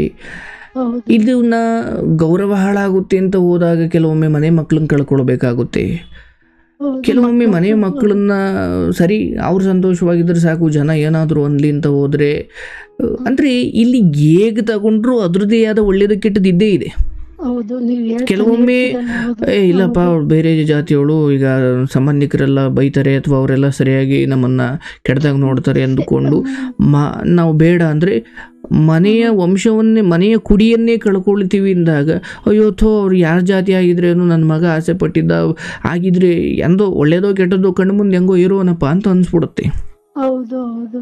ಈ ವಿಚಾರದಲ್ಲಿ ಒಬ್ಬ ಪೋಷಕರಾಗಿ ನೋಡಪ್ಪ, ಹಿಂಗಾದವರು ಜಾತಿ ವಿಚಾರ ಆದ ಆಮೇಲೆ, ಆದರೆ ಮೊದಲು ನಿನ್ನ ಕಾಲ ಮೇಲೆ ನಿಂತುಕೊಂಡು, ಮೊದಲು ನೀನು ಎಲ್ಲ ರೀತಿಯಲ್ಲೂ ಸುಭದ್ರವಾಗಿ ನಿನ್ನ ಬದುಕನ್ನು ಕಟ್ಟಿಕೊಂಡು ಬರೋಳು ಒಳ್ಳೆ ರೀತಿಯಲ್ಲಿದ್ದರೂ ಅಥವಾ ಅವಳೇನೋ ದ್ರೋಹ ಮಾಡಿದ್ರು, ಏನು ಮಾಡಿದ್ರು ನೀನು ನಿನ್ನ ಬದುಕನ್ನು ಕೈ ಬಿಡ್ದಂಗೆ ಅವಳು ಬಂದರೂ ನಾನು ಸಾಕ್ತೀನಿ ಇನ್ನು ಮೊದಲು ನಿನ್ನ ಕಾಲ ಮೇಲೆ ನೀನು ನಿಂತ್ಕೊಂಡು ಆಮೇಲೆ ಇನ್ನು ಯಾರನ್ನಾರ ಆಗು, ಶಕ್ತಿ ಇರುತ್ತೆ ನಿನಗೆ. ತಂದೆ ಆದಾಯ, ತಂದೆ ಪೆನ್ಷನ್ನು, ತಂದೆ ಅಂದರೆ ನಮ್ಮ ಹಿರಿಯರು ಮಾಡಿಕೊಟ್ಟಿದ್ದಾರೆ ಬಿಡು, ಅನುಭವಿಸೋಣ ಅಂದ್ಕೊಂಡು ಇವನೇನೂ ದುಡಿದೇನೆ, ಏನೂ ಜವಾಬ್ದಾರಿ ತಗೊಳ್ಳದೆ, ಏನೂ ಸಾಧನೆ ಮಾಡದೆ, ಬರೀ ಪ್ರೀತಿ ಪ್ರೇಮ ಅಂತ ಹೋಗಿ ಅಲ್ಲಿ ಮದುವೆ ಆಗಿ ಸಾಧನೆ ಅಂದರೆ ಮೊದಲು ಜವಾಬ್ದಾರಿಯನ್ನು ನಿಭಾಯಿಸದೆ, ದುಡಿಮೆಗೆ ದಾರಿ ಕಂಡುಕೊಳ್ಳದೆ, ಅನ್ನಕ್ಕೆ ದಾರಿ ಕಂಡುಕೊಳ್ಳದೆ, ಬರೀ ಪ್ರೀತಿ ಪ್ರೇಮ ಅಂತ ಹೋಗೋರು ಅವ್ರದ್ದೆಲ್ಲ 3-4 ದಿವಸದ ಸಂಸಾರ, ಅದ್ರ ಮೇಲೆ ಅವ್ರು ಇರಲ್ಲ ಒಟ್ಟಿಗೆ. ಮೊದಲು ಮಗ ಏನು ಸಂಬಂಧಿಕರು ಜನಾಂಗ ಅಂತಾರೆ, ಅವ್ರು ಯಾರು ಬಂದು ನನ್ನ ಸಂಸಾರ ನೋಡಲ್ಲ, ನಾಳೆ ಕೆಟ್ಟರು ಬಿದ್ದರು ನಮ್ಗೆ ನಾವೇ. ನೀನು ಆಗಬೇಡ ಅಂತ ಹೇಳಲ್ಲ, ಮೊದಲು ನಿನ್ನ ಕಾಲ ಮೇಲೆ ನಿಂತ್ಕೊಂಡು ಮನೆ ಅಂದರೆ ನಮ್ಮ ಅಪ್ಪ ಗೌರ್ಮೆಂಟ್ ಜಾಬ್ ಅಲ್ಲ, ಅವರಿಗೆ ಪೆನ್ಷನ್ನು ಇಲ್ಲ, ನಾನು ದುಡಿದ್ರೆ ಮನೆ ಅಂದುಕೊಂಡು ನೀನು ದುಡಿಬೇಕು. ಮನೇಲಿ ಹೆಂಗು ಬಿಡು ನಮ್ಮ ಅಪ್ಪನ ಸಂಬಳ ಬರುತ್ತೆ ಅಂದಾಗ ಮಕ್ಕಳು ಸೋಂಬೇರಿಗಳಾಗ್ಬಿಡ್ತಾರೆ. ಮಕ್ಕಳು ಬುದ್ಧಿವಂತರೇ ದಡ್ಡಲ್ಲ, ಆದ್ರೆ ಚಿಕ್ಕವನು ದರ್ಬ ಜಾಸ್ತಿ ಖರ್ಚು ಮಾಡ್ತಾನೆ, ದುಡಿತಾನೆ, ಸಂಪಾದನೆ ಮಾಡ್ತಾನೆ, ಖರ್ಚು ಮಾಡ್ತಾನೆ. ಹಂಗೇನೆ ಇರ್ಲಿ ತಾಯಿ, ಇಲ್ಲಿ ನಮ್ಮ ಮನೆ ಮಕ್ಕಳನ್ನ ಕಾಪಾಡಿಕೊಳ್ಳುವ ಭರದಲ್ಲಿ ಇನ್ನೊಂದು ಮನೆಯ ಹೆಣ್ಣು ಮಕ್ಕಳನ್ನ ಬಲಿ ಕೊಡಬಾರ್ದು. ಹೌದು, ಈ ವಿಚಾರದಲ್ಲಿ. ಯಾಕಂದರೆ ನಮ್ಮ ಮನೆಯ ಮಕ್ಕಳನ್ನು ಸಂತೋಷವಾಗಿ ಇಡುವ ಭರದಲ್ಲಿ ಅಥವಾ ಆ ದಾರಿಯಲ್ಲಿ ಇನ್ನೊಂದು ಮನೆಯ ಹೆಣ್ಣು ಮಕ್ಕಳನ್ನು ನಾವು ಕಣ್ಣೀರು ಹಾಕ್ಸಿದ್ರೆ ಅದು ನಿಮ್ಮ ಇಡೀ ವಂಶವನ್ನು ಒಂದಷ್ಟು ಜನ್ರೇಷನ್, ಒಂದಷ್ಟು ತಲೆಮಾರು ಆದಮೇಲೆ ನಿಮ್ಮ ವಂಶ ಹೇಳಲಿಕ್ಕೂ ಅಲ್ಲಿರಲ್ಲ. ನಿಜ, ನೀವು ಹೇಳೋ ಮಾತಲ್ಲ ನಾನು ಕೇಳ್ತೀನಪ್ಪ. ಅರ್ಥ ಆಯ್ತಲ್ಲವ? ಹಾಗಾಗಿ ನಿಮ್ಮ ಮಕ್ಕಳಿಗೆ ಬಾಲ್ಯದಿಂದಲೂ ಆ ಮಟ್ಟಿಗೆ ಒಂದು ದೊಡ್ಡ ಸಂಸ್ಕಾರವನ್ನು ಕೊಟ್ಟು, ಯಾಕೆ ಈ ಪರಿಸ್ಥಿತಿ ಬಂತು, ಯಾಕೆ ನಮ್ಮ ಮಕ್ಕಳು ಈ ಹಾದಿಗೆ ಹೋದರು, ಯಾಕೆ ಇವತ್ತು ನಮ್ಮ ಮಾತನ್ನು ಮೀರಿ ಹಠ ಮಾಡೋ ಹಂತಕ್ಕೆ ಬೆಳೆದ್ರು ಅಂತ ಸುಮ್ಮನೆ ಕೂತು ಯೋಚನೆ ಮಾಡವ. ಇದು ಯಾವುದೋ ನೆನ್ನೆ ಮೊನ್ನೆ ಪ್ರೀತಿಯಿಂದ ಶುರುವಾದದ್ದಲ್ಲ, ಎಲ್ಲೋ ಮಕ್ಕಳು ಭಾಳ ಹಿಂದೆನೇ ಕೈ ತಪ್ಪಿದ್ದಾರೆ, ನಮಗದು ಗೊತ್ತಾಗಿಲ್ಲ ಅಷ್ಟೇ. ಅದು ಯಾವುದೋ ನೆನ್ನೆ ಮೊನ್ನೆ ಆದಂಥ ಹಠ ಅಲ್ಲ, ಅದು ಹಿಂದೆಯಿಂದಲೂ ಎಲ್ಲೋ ಶುರುವಾಗಿದೆ. ನಾವೇ ಎಲ್ಲೋ ಒಂದು ಕಡೆ ಟೈಟ್ ಮಾಡೋದು ಮರ್ತು ಬಿಟ್ಟಿದ್ದೋ ಏನೋ. ನಿಜ ನಿಜ ಅಪ್ಪ, ಅದೇ ನಮ್ಮ ಯಜಮಾನ್ರು ಡ್ರಿಂಕ್ ಮಾಡ್ತಾರೆ ಅಂತ ಹೇಳಿದ್ನಲ್ಲಪ್ಪ, ಎಲ್ಲ ತಂದಾಕ್ತಾರೆ ಮಾಡ್ತಾರೆ, ಆದ್ರೆ ಕೆಟ್ಟ ಸವಾಸ ಫ್ರೆಂಡ್ಸ್ಗಳು ಡ್ರಿಂಕ್ಸ್ ಮಾಡ್ತಾರಲ್ಲ, ಅವ್ರೇ ಮಕ್ಕಳು ಗಂಡು ಮಕ್ಳು ಜವಾಬ್ದಾರಿ ಎಲ್ಲ ನೋಡ್ಬೇಕಲ್ವಾ. ಆ ಮಕ್ಳು ಅಂದ್ರೆ ಮಕ್ಳು ಬುದ್ಧಿವಂತರು, ಹೇಳಿದ ಮಾತು ಕೇಳ್ತಾರೆ, ಬೇರೆಯವ್ರಂಗೆ ಎಲ್ಲ ಏನಂಗ್ ಮಾಡಲ್ಲ. ಆದ್ರೆ ಚಿಕ್ಕವನು ಹಂಗ್ ಮಾಡಿದಂತ ಹೇಳಿದ್ನಲ್ಲಪ್ಪ, ಅವ್ನ್ ಬಿಟ್ಬಿಟ್ಟ, ಅವ್ರಿಗೆ ಮದ್ವೆ ಆಗೋಯ್ತು. ಸರಿ ತಾಯಿ, ಈಗ ಆ ವಿಚಾರದಲ್ಲಿ ನಾನು ಬೇಡ ಅಥವಾ ಆಗಿ ಅಥವಾ ಮಾಡಿ ಅಂತ ಇಲ್ಲ. ನಾನು ಹೇಳೋದು, ಮನೆಯ ಮಕ್ಕಳಿಗೆ ವಿರುದ್ಧವಾಗಿ ನಡ್ಕೊಂಡು ನಾವು ಹೊರಗಿನವ್ರನ್ನ ಯಾರನ್ನೂ ಅಥವಾ ಹೊರಗಿನವ್ರ ಕೈಲಿ ನಾವು ಶಬಾಷ್ ಅನ್ನಿಸ್ಕೊಳ್ಳೋಕೆ ಮನೆ ಮಕ್ಕಳಿಗೆ ದ್ರೋಹ ಮಾಡೋದು ಅಥವಾ ಅವ್ರ ನಂಬಿಕೆಗೆ ವಿರುದ್ಧವಾಗಿ ಹೋಗೋದು ಬೇಡ. ಆದರೆ ಮನೆಯ ಮಕ್ಕಳಿಗೂ ಒಂದು ಪ್ರಜ್ಞೆ ಇರಬೇಕು. ನಾನು ಏನು ನಮ್ಮವ್ರು ಕಾಪಾಡಿಕೊಂಡು ಬಂದಿರೋ ಸಂಸ್ಕಾರ, ಗೌರವ, ಈಗ ಬೇರೆ ಜಾತಿಯವ್ರನ್ನ ಆದ ತಕ್ಷಣ ಇದು ಹಾಳಾಗ್ಬಿಡುತ್ತೆ ಅಂತ ಅಲ್ಲ. ಬಟ್ ಇಂಥ ಬೇರೆ ಜಾತಿ ವಿವಾಹ, ಅಂತರ್ಜಾತಿ ವಿವಾಹ ಅಂತ ಬಂದಾಗ ನಮ್ಮ ತಂದೆ ತಾಯಿ ಎದುರಿಸಬಹುದಾದ ಅವಮಾನಗಳು, ಅದಕ್ಕೆ ನಾನು ಹೇಗೆ ಅವರಿಗೆ ಧೈರ್ಯ ತುಂಬಬೇಕು, ಅದಕ್ಕೆ ನಾನು ಅವ್ರಿಗೆ ಏನೇನು ಭರವಸೆ ಕೊಡಬೇಕು, ಅದೆಲ್ಲವನ್ನು ಯೋಚನೆ ಮಾಡಿ ಮುನ್ನಡೆಯೋ ದೊಡ್ಡ ಮನಸ್ಥಿತಿ ಬೇಕು ಅದಕ್ಕೆ ಮಕ್ಕಳಿಗೆ. ಸುಮ್ಮನೆ ನಾನು ಪ್ರೀತಿಸ್ಬಿಟ್ಟೆ ನೀವು ಮಾಡಿ, ಇಲ್ಲ ನಾವು ಓಡೋಯ್ತೀವಿ, ಈ ಬುದ್ಧಿ ಇದೆಯಲ್ಲ ಅದು ಸಂಸಾರಕ್ಕೆ. ಹಂಗೆ ಇದ್ರು ಪರವಾಗಿಲ್ಲ, ಓಡೋಗೋ ಕೆಲ್ಸ ಎಲ್ಲ ಮಾಡಲ್ಲ, ಬುದ್ಧಿವಂತನೇ, ಆದ್ರೆ ಜವಾಬ್ದಾರಿ ಎಲ್ಲ ನನ್ ಕೈ ಕೊಡ್ರಿ ನಾನೇ ಮಾಡ್ತೀನಿ ಅಂತ ನಮ್ಮ ಯಜಮಾನರು ಕೊಡಲ್ಲ. ಇರ್ಲಿ ತಾಯಿ, ಜವಾಬ್ದಾರಿ ಪೂರ್ಣವಾಗಿ ಕೊಡದೆ ಹೋದರೂ ಕೂಡ ನೀವು ಮಕ್ಕಳಿಗೆ ಕೊಡಬಹುದಾದ ಶ್ರೇಷ್ಠ ಆಸ್ತಿ ಏನಂದರೆ, ನೀವಿದ್ದಾಗಲೇ ಬಂಡಿಯ ಅಂದರೆ ಎತ್ತಿನ ಗಾಡಿ ಹೊಡ್ಕೊಂಡು ಮಗ ತಂದೆ ಒಯ್ತಿದ್ದಾರೆ, ಆ ಎತ್ತಿನ ಗಾಡಿಯ ಎರಡೂ ಎತ್ತಿನಿಂದ ಬಂದ ಒಂದು ಹಗ್ಗ ಲಗಾಮೇನಿದೆ, ತಂದೆನೇ ಓಡಿಸ್ಕೊಂಡು ಹೋದ್ರೆ ಮಗ ಕೂತ್ಕೊಂಡು ಬರ್ತಾನೆ. ನೋಡಪ್ಪ, ನಾನು ಹಿಂದೆ ಕೂತಿರ್ತೀನಿ, ನೀನು ಓಡಿಸು, ಎಲ್ಲೋ ಹಳ್ಳಕ್ಕೆ ಹೋಗಂಗೆ ಕಂಡಾಗ ನಾನು ಬಂದು ಹಿಡ್ಕೊಳ್ತೀನಿ. ಅರ್ಥ ಆಯ್ತಲ್ಲ? ಅಂದ್ರೆ ಅವ್ರ ಕೈ ಕೊಡಬೇಕು. ಅವರೆಲ್ಲೋ ಹಳ್ಳಕ್ಕೆ ಬಿಡ್ತಿದ್ದಾರೆ ಎಂದಾಗ ನೀವು ಅನುಭವ ಇರೋರು ಮತ್ತೆ ಅದನ್ನು ಮೇಲಕ್ಕೆ ತರಬೇಕು. ಅಯ್ಯೋ ಅವರು ಕೆಡಿಸ್ಬಿಡ್ತಾರೆ ಅಂದ್ಕೊಂಡು ನೀವೇ ಬದುಕಿರುವಷ್ಟು ದಿನ ನೀವೇ ಗಾಡಿ ಓಡಿದ್ರೆ ಅವ್ರು ಕಲಿಯೋದು ಯಾವಾಗ ಮತ್ತೆ? ಅಂದ್ರೆ ಮಕ್ಕಳಿಗೆ ಕೊಟ್ರೆ ಸಂಸಾರ ಹಾಳಾಗುತ್ತೆ, ಜವಾಬ್ದಾರಿ ಮಕ್ಳ ಕೈ ಕೊಟ್ರೆ ಹಾಳು ಮಾಡ್ಬಿಡ್ತಾರೆ ಅಂದ್ಕೊಂಡು ನೀವೇ ಬದುಕಿರೋವರೆಗೂ ಎಲ್ಲ ಮಾಡಿಬಿಟ್ಟು ನೀವು ಸತ್ತ ಮೇಲೆ ಅವ್ರಿಗೆ ಏನು ಮಾಡಬೇಕು ಹೆಂಗೆ ಮಾಡಬೇಕು ಏನೂ ಗೊತ್ತಿಲ್ಲ ಅಂದರೆ ನಿಮ್ಮ ಮಕ್ಕಳಿಗೆ ನೀವು ಕೊಟ್ಟು ಹೋಗೋ ದೊಡ್ಡ ಶಾಪ ಅದು. ಹೌದು, ನೀವು ಹೇಳ್ತಾ ಇರ್ತೀರ ಊಟ ತಿನ್ನೋದೇ ಗೊತ್ತಿಲ್ಲ ಮಕ್ಳು ತಿನ್ಸ್ತಾ ಇದ್ರೆ ಮತ್ತೆ ಅವ್ರಿಗೆ ಏನಾದ್ರು ಹಾಗೆ ಹೆಚ್ಚು ಕಮ್ಮಿ ಆಗ್ತಿರೋದ್ರೆ ಮತ್ತೆ ಊಟ ತಿನ್ನೋದೇ ಗೊತ್ತಾಗಲ್ಲ ಅಂತ ಹೇಳ್ತೀರಲ್ವಾ. ಅದಕ್ಕೆ ಹೇಳೋದು ಅವರವರ ಆಹಾರವನ್ನ ಹುಟ್ಟಿಸಿಕೊಳ್ಳುವ ದಾರಿಯನ್ನ ಕಲಿಸಬೇಕೆ ಹೊರತು ನೀವೇ ಚಮಚ ತಾಂಡು ತಿನ್ನಿಸ್ತಾ ಹೋದ್ರೆ ನಿಮ್ಗನ್ಸುತ್ತೆ ಅಯ್ಯೋ ನಮ್ಮ ಮಕ್ಕಳಿಗೆ ನಾವು ಪ್ರೀತಿ ತೋರಿಸ್ತಾ ಇಲ್ಲ. ಪ್ರೀತಿ ತೋರಿಸುವ ನೆಪದಲ್ಲಿ ನೀವು ಅವರಿಗೆ ಬದುಕು ಹಾಳು ಮಾಡ್ತಿದ್ದೀರಿ. ಕಷ್ಟ ಮಕ್ಕಳಿಗೆ ಕಷ್ಟ ತೋರಿಸೋದಿದೆಯಲ್ಲ, ಹಾಗ ನೋಡಿದ್ರೆ ಅದೇ ನಿಜವಾದ ಪ್ರೀತಿ. ಯಾಕಂದ್ರೆ ನೀವು ಇಲ್ಲದೆ ಹೋದ್ರೂ ಅವ್ರಿಗೆ ಬದುಕೋದು ಗೊತ್ತು. ಹೌದು, ಅಂದ್ರೆ ಓದೋ ವಯಸ್ಸಲ್ಲಿ ಮಕ್ಳಿಗೆ ನಮ್ಮ ಯಜಮಾನ್ರು ಇರೋ ಕಷ್ಟ ಪರಿಸ್ಥಿತಿ ಹೇಳ್ರಿ ಅಂದ್ರೆ ಹೇಳಲಿಲ್ಲ. ಯಾಕಂದ್ರೆ ಓದು ಮಕ್ಳಿಗೆ ಮನೆ ಸಂಸಾರ ಯಾರವ ಹೇಳಿದಂಗಂತ ಹೇಳ್ಬೇಡ್ದು, ಓದಲ್ಲ ಅನ್ಬಿಟ್ಟು ನನ್ನೇ ಬೈಕೊಂಡ್ ಬಂದ್ರು. ಅದೆಲ್ಲ ಸುಳ್ಳು. ಅದು ಬಹಳ ಹಿಂದೆ ಹೇಳೋರಂತೆ ನಮ್ಮ ಹಿರಿಯರು, ಅಯ್ಯೋ ಮಕ್ಳಿಗೇನು ಇವತ್ತು ಹಂಗಿಲ್ಲ ಪರಿಸ್ಥಿತಿ. ಜನಸಂಖ್ಯೆ ಜಾಸ್ತಿ ಇದೆ. ಒಂದು ಕೆಲಸ ತಗೊಳ್ಳೋಕೆ ಒಂದು ಕೆಲಸಕ್ಕೆ 500 ಜನ ಕ್ಯೂ ನಿಂತಿದ್ದಾರೆ. ಆ ಕೆಲಸಕ್ಕೋಸ್ಕರನೇ ಕಾಯ್ತಾ ಕೂರಿದ್ರಾಗಲ್ಲ. ಓದು ಕೈ ಹಿಡಿಯೋ ಡಿಗ್ರಿ ಹೋಗ್ಲಿ ಏನೋ ಮಾಡ್ಲಿ ಕೈ ಹಿಡಿಯುತ್ತೋ ಇಲ್ವೋ ಗೊತ್ತಿಲ್ಲ. ಅರ್ಥ ಆಯ್ತಲ್ಲ? ಮಕ್ಕಳಿಗೆ ನೀವು ಬಾಲ್ಯದಿಂದಲೇ ಅವರಿಗೆ ಕಷ್ಟ ತೋರಿಸಿದ್ರೆ ಅವರು SLC ಫೇಲ್ ಆದ್ರೂ ಕೂಡ ಎಲ್ಲ ಒಂದು ಕಡೆ ಬದುಕೋ ಧೈರ್ಯ ಬಂದಿರುತ್ತೆ ಅವ್ರಿಗೆ. ನಿಜ. ಅವ್ರನ್ನ ಬರೀ ಸಾಲ ಮಾಡಿ ಬಡ್ಡಿ ಕಟ್ಟಿ ಓದಿಸಿ ಸೆಕೆಂಡ್ ಇಯರ್ ಮತ್ತೆ ITI ಮಾಡ್ದ, ಇನ್ನೊಬ್ಬ ಸೆಕೆಂಡ್ ಇಯರ್ ಮಾಡ್ದ, ಡಿಪ್ಲೊಮಾ ಸೇರಿಸ್ತಾರೆ. ಮತ್ ಮನೆ ಕಟ್ಟಿದ್ವಿ, ದೊಡ್ಡವನಿಂಗ್ ಮಾಡಿ ಅವಾಗ ದೊಡ್ಡವನ್ ಬ್ಯಾಂಕ್ ಕೆಲ್ಸಕ್ಕೆ ಹೋಯ್ತಾನೆ, ಈಗ ಚಿಕ್ಕವನು ಅಕ್ವೇರಿಯಂ ಕೆಲ್ಸಕ್ಕೆ ಹೋಯ್ತಾನೆ. ಕೆಲಸ ಮಾಡ್ತಾವ್ರೆ. ಒಳ್ಳೇದು ತಾಯಿ, ಆಗ್ಲಿ. ಬಟ್ ನನ್ನ ಶಕ್ತಿಯಲ್ಲಿ ಹೇಳೋದಾದ್ರೆ ಅಂಥದ್ದೇನು ನಿಮ್ಮ ಮಕ್ಕಳ ವಿಚಾರದಲ್ಲೂ ಆಗುವುದಿಲ್ಲ. ವಯೋಸಹಜವಾಗಿ ಹೊರಗಿನ ಸಹವಾಸಗಳು, ಫ್ರೆಂಡ್ಸು ಖರ್ಚು ಮಾಡೋ ಹಂತ ಬಂದ್ಬಿಟ್ಟಿದೆ. ಯಾರು ಈಗ ಹೋದಾಗ ನನ್ನ ಸ್ನೇಹಿತರೆ ದಿವಸ ಅವರೇ ಖರ್ಚು ಮಾಡ್ತಾರೆ, ನಾನು ಮಾಡದೆ ಹೋದರೆ ನನ್ನನ್ನೆಲ್ಲ ಆ ಗ್ರೂಪಿಂದ ತೆಗೆದಾಕ್ತಾರೋ ಅನ್ನೋ ಭಯ. ಅಲ್ಲಿ ಫ್ರೆಂಡ್ ಸರ್ಕಲ್ ಆಗಿ ಒಂಚೂರು ಒಳ್ಳೆಯವನಾಗ್ಲಿಕ್ಕೆ ಹೋಗಿ ಮನೆಯವ್ರಿಗೆ ಕೆಟ್ಟವನಾಗಬೇಕಾಗುತ್ತೆ. ಹೌದು, ಮೊನ್ನೆ ಎಲ್ಲ ಒಂದು 6 ಟ್ರಿಪ್ ಹೋಗಿ 20,000 ಒಬ್ಬೊಬ್ರು 20,000 5 ಬಾಹುಬಲಿ ಅಂತ ಇದ್ದಾವಂತಲ್ಲ ಹೊರಗಡೆ ಮಹಾರಾಷ್ಟ್ರ ಕಡೆ, ಎಲ್ಲೆಲ್ಲ ಅಲ್ಲೆಲ್ಲ ಓಡಾಡ್ಕೊಂಡ್ ಕಾರಲ್ಲೇ ಬಂದವ್ರು ಇಷ್ಟೊಂದು ಖರ್ಚು ಮಾಡ್ತಾರೆ.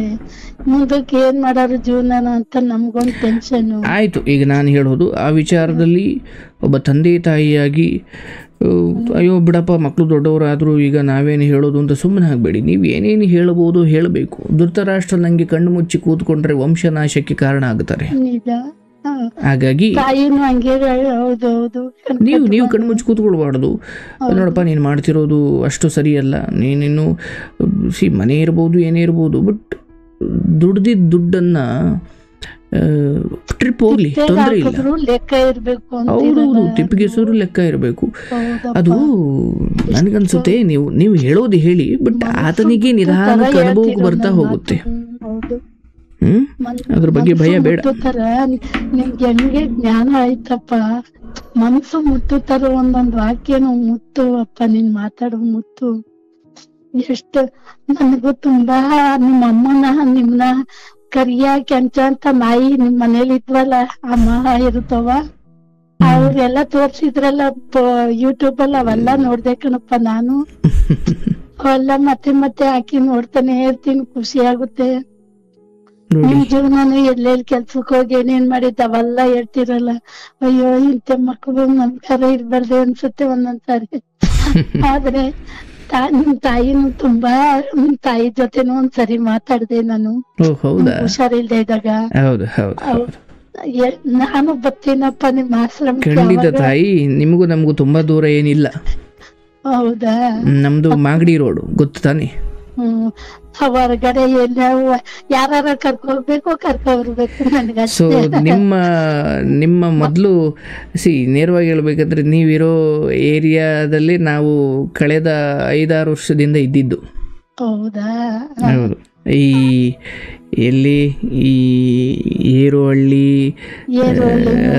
ನಾವಿರೋ ಕಡೆನೇ ಇರೋದು. ನೀಲಗಿರಿ ತೋಪು, ಯಗ್ನಳ್ಳಿ ಕ್ರಾಸು, ಹೌದೌದು, ಬಸ್ ಸ್ಟಾಪ್ ಅಲ್ಲಿ ಅಲ್ಲಿ ಆ ಭಾಗದಲ್ಲಿ ಇರ್ಲಿ. ಈಗ ಸ್ವಲ್ಪ ದೂರ ಹೋಗ್ಬಿಟ್ಟಿದ್ದೀವಿ ಅಷ್ಟೇ. ಇರ್ಲವ ಆಶ್ರಮ ಎಲ್ಲ ಆದಾಗ ಮುಗೀತಪ್ಪ. ಏನವ ಆಶ್ರಮ ಎಲ್ಲ ಹೌದು ಮುಗೀತು. ಫೆಬ್ರವರಿ 18ಕ್ಕೆ ಓಪನ್ ಇದೆ. ಅದಾದ್ಮೇಲೆ ನೀವು ಬಂದು ಭೇಟಿ ಆಗ್ಬೋದು. ನಮ್ಗೆ ಈ ಫೋನಿಲೆಲ್ಲ ಕಾಸು ಹಾಕುದು ಅದ್ ಮಾಡೋದು ಅವೆಲ್ಲ ಮಾಡ್ತಾರಲ್ಲ, ತೊಂದ್ರೆ ಇಲ್ಲ ಏನು ತಾಯಿ, ಗೊತ್ತಾಗಲ್ತಪ್ಪ ನಮ್ಗೆ. ಅಯ್ಯೋ ತೊಂದರೆ ಇಲ್ಲವ. ನೀವು ಆಶೀರ್ವಾದ ಎಷ್ಟು ನಾನು ಹುಷಾರಿಲ್ದಾಗ ಪ್ರಾರ್ಥಿಸ್ತಿದ್ರಿ ಅಂದ್ರೆ ನನಗದೇ ಸಾಕು. ನಾನ್ ಎಷ್ಟು ದೇವ್ರಿಗೆ ಬೇಡಿದೆ, ಇಂಥ ಮಕ್ಳು ದೇವ್ರೆ ನಮ್ಮ ಎಷ್ಟು ಬೇಡಿದೆ, ಶಿವನ್ಗೆ ಕೃಷ್ಣನ್ಗೆ ಎಲ್ಲ ಬೇಡಿದೆಯಪ್ಪ ನಾನು. ತುಂಬಾ ಅಳು ಬರೋದ್ ನನಗೆ. ಅಯ್ಯೋ ಅಪೆಂಡಿಕ್ಸ್ ಆಪರೇಷನ್ ಆಗಿ ಪಾಪ ಎಷ್ಟು ನೊಂದಿದ್ದೀರಲ್ವಾ ನೀವು. ದೇವ್ರು ಎಷ್ಟೊಂದು ಆಶೀರ್ವಾದ ಆಯ್ತಪ್ಪ ನಿಮ್ ಮೇಲೆ. ಈಗ ಎಷ್ಟು ಜನದ ಆಶೀರ್ವಾದ ಆಯ್ತು ನಿಮಗೆ. ಇನ್ನು 1000 ವರ್ಷ ಬದುಕಿರ್ಲಪ್ಪ, ನಮ್ ಜೀವ ಇರೋ ತನಕ ಹಿಂಗೇ ಇರ್ಬೇಕು. ನೀವ್ ಹಿಂಗೇ ಮಕ್ಳು ಎಷ್ಟು ಹೆಣ್ಮಕ್ಳುಗಳು ಜೀವದಾನ ಮಾಡ್ದಿದ್ವಿ. ಸಾಯ್ತಾ ಇರೋರೆಲ್ಲ ಬದುಕ್ಬೇಕು. ನಾನು ರಾತ್ರಿ ಹೊತ್ತು ನಿದ್ದೆ ಬರ್ದೆ, ಅಯ್ಯೋ ನಾವೇ ಬದುಕ್ಬಾರ್ದು ಅನ್ಸೋದು. ನಿಮ್ ಮಾತು ಕೇಳಿ ನಾನು ಮನ್ಸಿಗೆ ಸಮಾಧಾನ ಮಾಡ್ಕೊಳ್ಳೋದು. ನಾನು ಹಂಗೆ ಅಯ್ಯೋ ಎಷ್ಟು ದೊಡ್ಡ ಮನಸ್ಸು ತಾಯಿ, ದೊಡ್ಡ ಮಾತು. ನೋಡಿ, ಇಂಥ ಹಿರಿಯರಿಂದ ಬರುವ ಮಾತುಗಳು ನಮಗೆ ಶ್ರೀರಕ್ಷೆ. ನಮ್ಮ ಮಕ್ಕಳ ಜೊತೆ ನಿಮ್ಮ ಕುಟುಂಬ ಖಂಡಿತ ನಾನು ಹೇಳ್ತೀನಿ, ಮಕ್ಕಳ ವಿಚಾರವಾಗಿ ಭಯ ಬೇಡ. ಮುಂದಿನ 2-3 ವರ್ಷದಲ್ಲಿ ನೀವು ಯಾವ ರೀತಿಯ ಮಕ್ಕಳು ಒಳ್ಳೆ ದಾರಿಯಲ್ಲಿ ಇರಬೇಕು, ಅವ್ರು ಖರ್ಚು ಕಡಿಮೆ ಮಾಡಬೇಕು, ಅವ್ರಿಗೂ ಜವಾಬ್ದಾರಿ ಬರಬೇಕು, ಒಂದು ಮದುವೆ ಆಗಬೇಕು, ಎಲ್ಲವೂ ಮುಂದಿನ 2 ವರ್ಷದಲ್ಲಿ ಈಡೇರುತ್ತೆ. ಏನೂ ಯೋಚನೆ ಮಾಡಬೇಡಿ, ಸುಮ್ಮನೆ ಇದ್ದು ಬಿಡಿ. ಮಕ್ಕಳಿಗೆ ನಗನಗ್ತಾ ಮಗ ಊಟ ಮಾಡ್ದ, ಮಗ ಏನು ಮಾಡ್ತಾರೆ, ಎಲ್ಲ ಚೆನ್ನಾಗಿ ನೋಡ್ಕೊತಾರೆ, ಏನೇನ್ ಬೇಕು ತಂದು ಕೊಡ್ತಾರೆ, ಮಾಡ್ತಾರೆ ಅಷ್ಟೇ. ದೊಡ್ಡವ್ನು ಸ್ವಲ್ಪ ಕಷ್ಟ ಸುಖ ಎಲ್ಲ ಗೊತ್ತಾಗೈತೆ, ಮನೆ ಕಟ್ಟುವಾಗ ಗೊತ್ತು. ಚಿಕ್ಕವನು ಸ್ವಲ್ಪ ದರ್ಬಾರ್ ಜಾಸ್ತಿ ಮಾಡ್ತಾರೆ. ದುಡ್ಡು ಇರ್ಲಿ ತಾಯಿ, ಕಾವೇ ಕೂರಿಸಿದ ಮೊಟ್ಟೆಗಳೆಲ್ಲ ಮರಿಯಾಗುವುದಿಲ್ಲ, ಹೌದು, ಬಿತ್ತಿದ ಬೀಜಗಳೆಲ್ಲ ಫಲ ಕೊಡುವುದಿಲ್ಲ. ನಿಜ. ಹಾಗೆ ಹೆತ್ತ ಮಕ್ಕಳೆಲ್ಲ ನಾವು ಅಂದುಕೊಂಡಂಗೆ ಇರ್ತಾರೆ ಅನ್ನೋದು ಮೂರ್ಖತನ. ಇರೋಷ್ಟರಲ್ಲಿ ಒಂದು ಯಾವುದೋ ಅದ್ಭುತ ಆಯಿತು, ಇನ್ನೊಂದು ಯಾವುದೋ ಯಾಕೋ ಸರಿ ಬರಲಿಲ್ಲ ಅಂದಾಗ ಸ್ವಲ್ಪ ಕಣ್ಣು ಮುಂದಿದ್ದಾನೆ ತೀಡಿದಾಗ ಬದುಕು ಅವನನ್ನು ತೀಡಿ ಸರಿ ಮಾಡೋ ಕಾಲ ಬರುತ್ತೆ. ಜಾಣನಿಗೆ ಮಾತಿನ ಪೆಟ್ಟು, ದಡ್ಡನಿಗೆ ದೊಣ್ಣೆಯ ಪೆಟ್ಟು. ಆ ದೊಣ್ಣೆಯ ಪೆಟ್ಟನ್ನು ನಾವು ಕೊಡೋದು ಬೇಡ, ಕಾಲವೇ ಬದುಕೇ ಕೊಟ್ಟುತ್ತೆ. ಅವಾಗ ಅವರೇ ಅರ್ಥಕೊಂಡು ಸರಿ ಹೋಗ್ತಾರೆ. ದೊಡ್ಡ ಮಗನಿಗೆ ಮಾತಿನ ಪೆಟ್ಟು ಸಾಕು, ಮಾತಲ್ಲಿ ಹೇಳಿದ್ರೆ ಅರ್ಥ ಆಗುತ್ತೆ. ಎರಡನೇವನಿಗೆ ಅದು ದೊಣ್ಣೆಯ ಪೆಟ್ಟು, ಅದು ನಾನು ಕೊಡೋದು ಬೇಡ, ಕಾಲವೇ ಕೊಡುತ್ತೆ. ಆ ಪೆಟ್ಟು ಅವನಿಗೆ ಒಳ್ಳೆ ಜೀವನವನ್ನು ಕೊಡುತ್ತೆ. ಹಾಗೆ ನೋಡಿ, ಒಂದ್ಸಲಿ ಆಕ್ಸಿಡೆಂಟ್ ಆಗೋವರೆಗೂ ಅವನಿಗೆ ಹೆಲ್ಮೆಟ್ ಹಾಕಬೇಕು ಅಂತ ಅಷ್ಟು ಮನೇಲಿ ಹೆಲ್ಮೆಟ್ ಇತ್ತು, ಬಟ್ ಏರ್ ಸ್ಟೈಲ್ ಹಾಳಾಗುತ್ತೆ ಅಂತ ಹೆಲ್ಮೆಟ್ ಹಾಕ್ತಿರ್ಲಿವಂತ ಅವನು. ಯಾವಾಗ ಸಾವಿನಿಂದ ಸ್ವಲ್ಪದ್ರಲ್ಲೇ ಬಚಾವಾದ್ನೋ ಅವತ್ತಿಂದ ಹೆಲ್ಮೆಟ್ ಜೊತೆ ಇಟ್ಕೊಂಡೆ ಓಡಾಡನಂತೆ. ಅಂದ್ರೆ ಯಾರು ಹೇಳಿದ್ರು ಹಾಕದೇ ಇರೋ ಅವನು ಅಂಥದ್ದೇನೋ ಒಂದು ಘಟನೆ ನಡೆದ ತಕ್ಷಣ ಅವನು ಹೆಲ್ಮೆಟ್ ಹಾಕ್ಲಿಕ್ಕೆ ಶುರು ಮಾಡ. ಅಂದರೆ ಅದೇನೋ ನಡಿಬೇಕು, ಆವಾಗ ಅವನು ಯಾರು ಹೇಳ್ದೆ ಹೋದ್ರೂ ಒಳ್ಳೆ ರೀತಿಯಲ್ಲಿ ಬದುಕೋಕೆ ಶುರು ಮಾಡ್ತಾನೆ. ಅದನ್ನೇ ಕಾಲದ ಹೊಡೆತ ಅಂತ ಕರೀತಾರೆ. ಹಳ್ಳಿದ ತುಮಕೂರ್ದು ನಿಮ್ ತೋಟ ಎಲ್ಲ ತೋರಿಸ್ತಾರಲ್ಲ, ಹೊಲ ಎಲ್ಲ ಮತ್ತೆ ಮಗ ಅಂತ ಅವೆಲ್ಲ ನೋಡಿ ಎಷ್ಟು ನಾನು ತುಂಬಾ ಅವ್ನು ನೋಡ್ತಾನೆ ಇರ್ತೀನಿ. ರಿಪೀಟ್ ನೆಕ್ಸ್ಟ್ ಮ್ಯಾಚ್ ಬಂದ್ರೆ 2 ವರ್ಷ ನಿಮ್ ಪ್ರೋಗ್ರಾಮ್ ನಾನ್ ನೋಡಿ ಶುರು. ಅಯ್ಯೋ ತಾಯಿ, ಖಂಡಿತ ನಿಮ್ಮ ಜೀವಿತಾವಧಿಯಲ್ಲಿ ನಾನು ನಿಮ್ಮನ್ನ ಖಂಡಿತ ಒಮ್ಮೆ ಭೇಟಿ ಆಗ್ತೀನಿ, ನಿಮ್ಮ ಎದುರುಗಡೆ ಬರ್ತೀನಿ. ನಿಮಗೆ ನನಗೆ ನಿಮ್ಮ ದರ್ಶನ ಆಗೇ ಆಗುತ್ತೆ, ಯೋಚಿಸಬೇಡಿ. ನಮ್ ತಂದೆನೂ ಕೇಳ್ತಾ ಇರ್ತಾರಪ್ಪ ಇದನ್ನ ಪ್ರೋಗ್ರಾಮ, ಅಯ್ಯೋ ಇಷ್ಟ ವಯಸ್ಸಿಗೆ ಇಷ್ಟ ಮಾಡ್ತಾರೆ, ನೋಡ್ಬೇಕು ಅನ್ಸುತ್ತೆ ಕಣು. 96 ವರ್ಷ ಆದ್ರೆ BP ಶುಗರ್ ಏನಿಲ್ಲ, ಚೆನ್ನಾಗ್ ಓಡಾಡ್ತಾರೆ, ಚೆನ್ನಾಗ್ ಅವ್ರೆ. ನಮ್ ತಮ್ಮ ಬೆಂಗ್ಳೂರೇ ಕೊಟ್ಟಿಲ್ಲ ಅವ್ರೆ, ಅಲ್ಲೇ ಅವ್ರೆ ಅಪ್ಪ ಅಮ್ಮ. ಅವರು ನೋಡ್ಬೇಕಂತ ಇರ್ತಾರೆ ಯಾವಾಗ್ಲೂ. ಅಯ್ಯೋ, ಆ ಎಷ್ಟ್ ತಂದೆ ಆಸೆ ತಾಯಿಗೂ ಪಡ್ತಾರೆ. ನನ್ನ ಪ್ರಣಾಮಗಳು. ಅವರಿಗೆ ಭಗವಂತ ಈ ಕಾಲದ ಈ ಅಂತಿಮ ಹಂತದಲ್ಲಿದ್ದಾರೆ, ಅವರಿಗೆ ಯಾವುದೇ ನರಳಾಟ ಇಲ್ಲದೆ ಅವರ ಬದುಕು ಸುಗಮವಾಗಲಿ. ಖಂಡಿತ ಅವರು ಬಯಸ್ತಿದ್ದಾರೆ, ಸಾಧ್ಯವಾಗುತ್ತೆ ಅಂತ ನಾನು ಭಾವಿಸ್ತೀನಿ.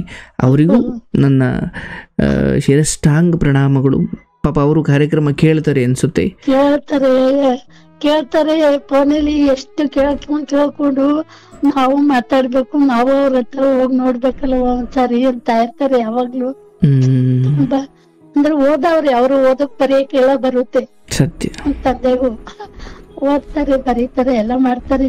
ಯಾವಾಗಿಂದ ಓಡಾಡವ್ರಿ ಬೆಂಗಳೂರಲ್ಲಿ. ನಾವು ಕನಕಪುರದವ್ರು, ಇಲ್ಲಿ ವ್ಯವಸಾಯ ನಮ್ಮಪ್ಪ. ಅಂದ್ರೆ ಗೌರ್ಮೆಂಟ್ ಕೆಲ್ಸದವ್ರಿಗೆ ಕೊಟ್ಟವ್ರಿ, ಹೆಣ್ಣು ಮಕ್ಳನ್ನಿಲ್ಲ. 3 ಜನ ನಾವ್ ಅಕ್ಕ ತಂಗಿಯರಿ, 2 ಗಂಡ್ ಮಕ್ಳು, 5 ಜನ ನಾವು. ಇರ್ಲಿ ತಾಯಿ, ಆ ತಂದೆ ತಾಯಿಗಳು ನೋಡಿ, ಅವರು ದೀರ್ಘಾಯುಷಿಗಳಾಗಿ ನಿಮ್ಮ ಕಣ್ಮುಂದಿದ್ದಾರೆ. ಒಳ್ಳೆ ಸಂಸ್ಕಾರ ಕೊಟ್ಟಿದ್ದಾರೆ. ದೇವ್ರು ಅಷ್ಟು ಕೊಟ್ಟವರಪ್ಪ ನಮಗೆ.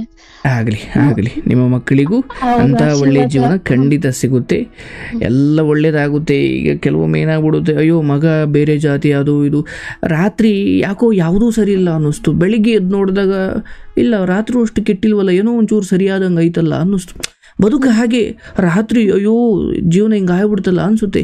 ಬೆಳಗ್ಗೆ ಅಷ್ಟು ಸ್ವಲ್ಪ ತಾಳ್ಮೆಯಿಂದಿರಿ, ಬೆಳಿಗ್ಗೆಗೇನು ಎಲ್ಲ ಸರಿ ಹೋಗ್ಬೋದು, ಗೊತ್ತಿಲ್ಲ. ಇವತ್ತು ಯಾಕೆ ಆತ್ಮಹತ್ಯೆಗಳಾಗ್ತಾವೆ ಅಂದರೆ, ಅವನು ರಾತ್ರಿ ಯಾಕೋ ಬದುಕು ಇದಾಕ್ಬಿಟ್ಟು ನನ್ನ ಬದುಕು ಹಿಂಗಾಗೋಯ್ತು, ಇನ್ನು ನಾನು ಬದುಕಿದ್ದು ಪ್ರಯೋಜನ ಇಲ್ಲ. ಯಾಕಂದರೆ ಆ ರಾತ್ರಿ ಅವನಿಗೆ ಸುತ್ತಲೂ ಕತ್ತಲು, ಒಳಗೆಯೂ ಅಂತರಂಗದಲ್ಲೂ ಕತ್ತಲು, ಹೊರಗೂ ಕತ್ತಲು. ಇನ್ನು ನನಗೆ ಬದುಕಿದ ಪ್ರಯೋಜನ ಇಲ್ಲ, ಈ ಕಷ್ಟಗಳು ಹಿಂಗೆ ಇರ್ತವೆ, ಇನ್ನು ನಾವು ಪರಿಹಾರ ಆಗಲ್ಲ ಅಂತ ಅವನೇ ನಿರ್ಧಾರ ಮಾಡ್ಕೊಂಡು ಅವನೇ ನೇಣಿಗೆ ಫ್ಯಾನಿಗೆ ನೇಣು ಹಾಕೊಂಡು ಸತ್ತು. ಬೆಳಿಗ್ಗೆ ತಕ್ಕ ಕಾದಿದ್ರೇನೋ ಬದಲಾಗ್ತಿತ್ತೋ ಏನೋ. ನಾವು ಅಂದ್ಕೊಳ್ಬಾರ್ದು, ಪ್ರತಿ ಸಾರಿ ಸಮಸ್ಯೆಗಳು ಬಂದಾಗ ಸ್ವಲ್ಪ ಕಾದು ನೋಡೋಣ, ಯಾಕಂದರೆ ಜಗತ್ತು ಗಾಳಿ ಬೀಸ್ತಾ ಇದೆ, ಇಲ್ಲಿದ್ದಿದ್ದು ಎಲೆ ಮುಂದಿನ ಕ್ಷಣ ಇಲ್ಲಿರಲ್ಲ, ಮತ್ತೆಲ್ಲೋ ಇರುತ್ತೆ. ಹಾಗೆ ಸಮಸ್ಯೆಗಳು ಕೂಡ. ನಾವು ಕಾಲಕ್ಕೆ ಬಿಟ್ಬಿಡ್ರಿ ಕೆಲವು ಅಂತ ಹೇಳ್ತಾ ಇರ್ತೀವಿ. ಹೌದು, ಸ್ವಲ್ಪ ತಾಳ್ಮೆ ಇದ್ದರೆ ನಿಮ್ಮ ಮಗನಿಗೆ ನಾನು ಮಾಡಿದ ತಪ್ಪು ಅಂತ ಅರ್ಥ ಆಗ್ಬೋದು. ನಿಮ್ಮ ಮಗನಿಗೆ ಯಾವುದೋ ಕಾಲದ ಹೊಡೆತ ಬಿದ್ದು ಅವನೇ ಸರಿ ಅಂದರೆ ನಾನು ಇವತ್ತೇನು ನನ್ನ ಮಗ ವರ್ತಿಸ್ತಾ ಇದ್ದಾನೆ, ಅಯ್ಯೋ ಇವನು ಹಿಂಗೆ ಇದು ಬಿಡ್ತಾನೆ ಏನು ಕೊಡ್ತೀವಿ. ಇಲ್ಲ, ಬುದ್ಧನೂ ಕೂಡ ಸಂಸಾರಿಯಾಗಿ ರಾಜಭೋಗವನ್ನು ಅನುಭವಿಸಿ ಒಂದು ಹಂತ ಆದಮೇಲೆ ಅವನು ಸನ್ಯಾಸಿಯಾಗಿದ್ದು. ನನಗೂ ಇವಾಗ ಹಂಗೆ ಅನ್ಸ್ತದಪ್ಪ, ಮಕ್ಕಳದೆಲ್ಲ ಸಂಸಾರ ಬಿಟ್ಬಿಟ್ಟು ಆಧ್ಯಾತ್ಮಿಕವಾಗಿ ನಾವು ಹಂಗ ಆಗ್ಬಿಡ್ಬೇಕು ಅನ್ಸುತ್ತೆ. ಇವಾಗ ಆಶ್ರಮ ಸೇರ್ಕೊಳ್ಬೇಕು ಅಂತ ನೀವ್ ಹೇಳ್ತಿರಲ್ಲ, ನಾನೇನ್ ಆಶ್ರಮ ಅಂದ್ರೆ ಜ್ಞಾನ ಹಂಚ್ತಾ ಇದ್ದೀನಿ ಅಷ್ಟೇ.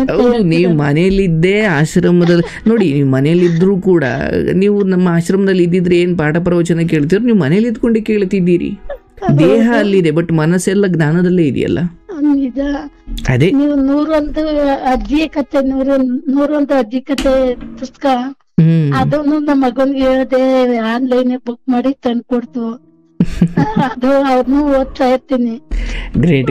ನೀವು ಎಷ್ಟು ಓದಿ ನೀವು ಜ್ಞಾನ ತಕ್ಷಣ ಅವ್ರಿಗೆ ಯಾವ ತರ ಹೇಳ್ಬೇಕು ಅಂತ ನಿಮ್ ದೇವ್ರು ದೇವ್ರು ತುಂಬವನಪ್ಪ ಜ್ಞಾನನ.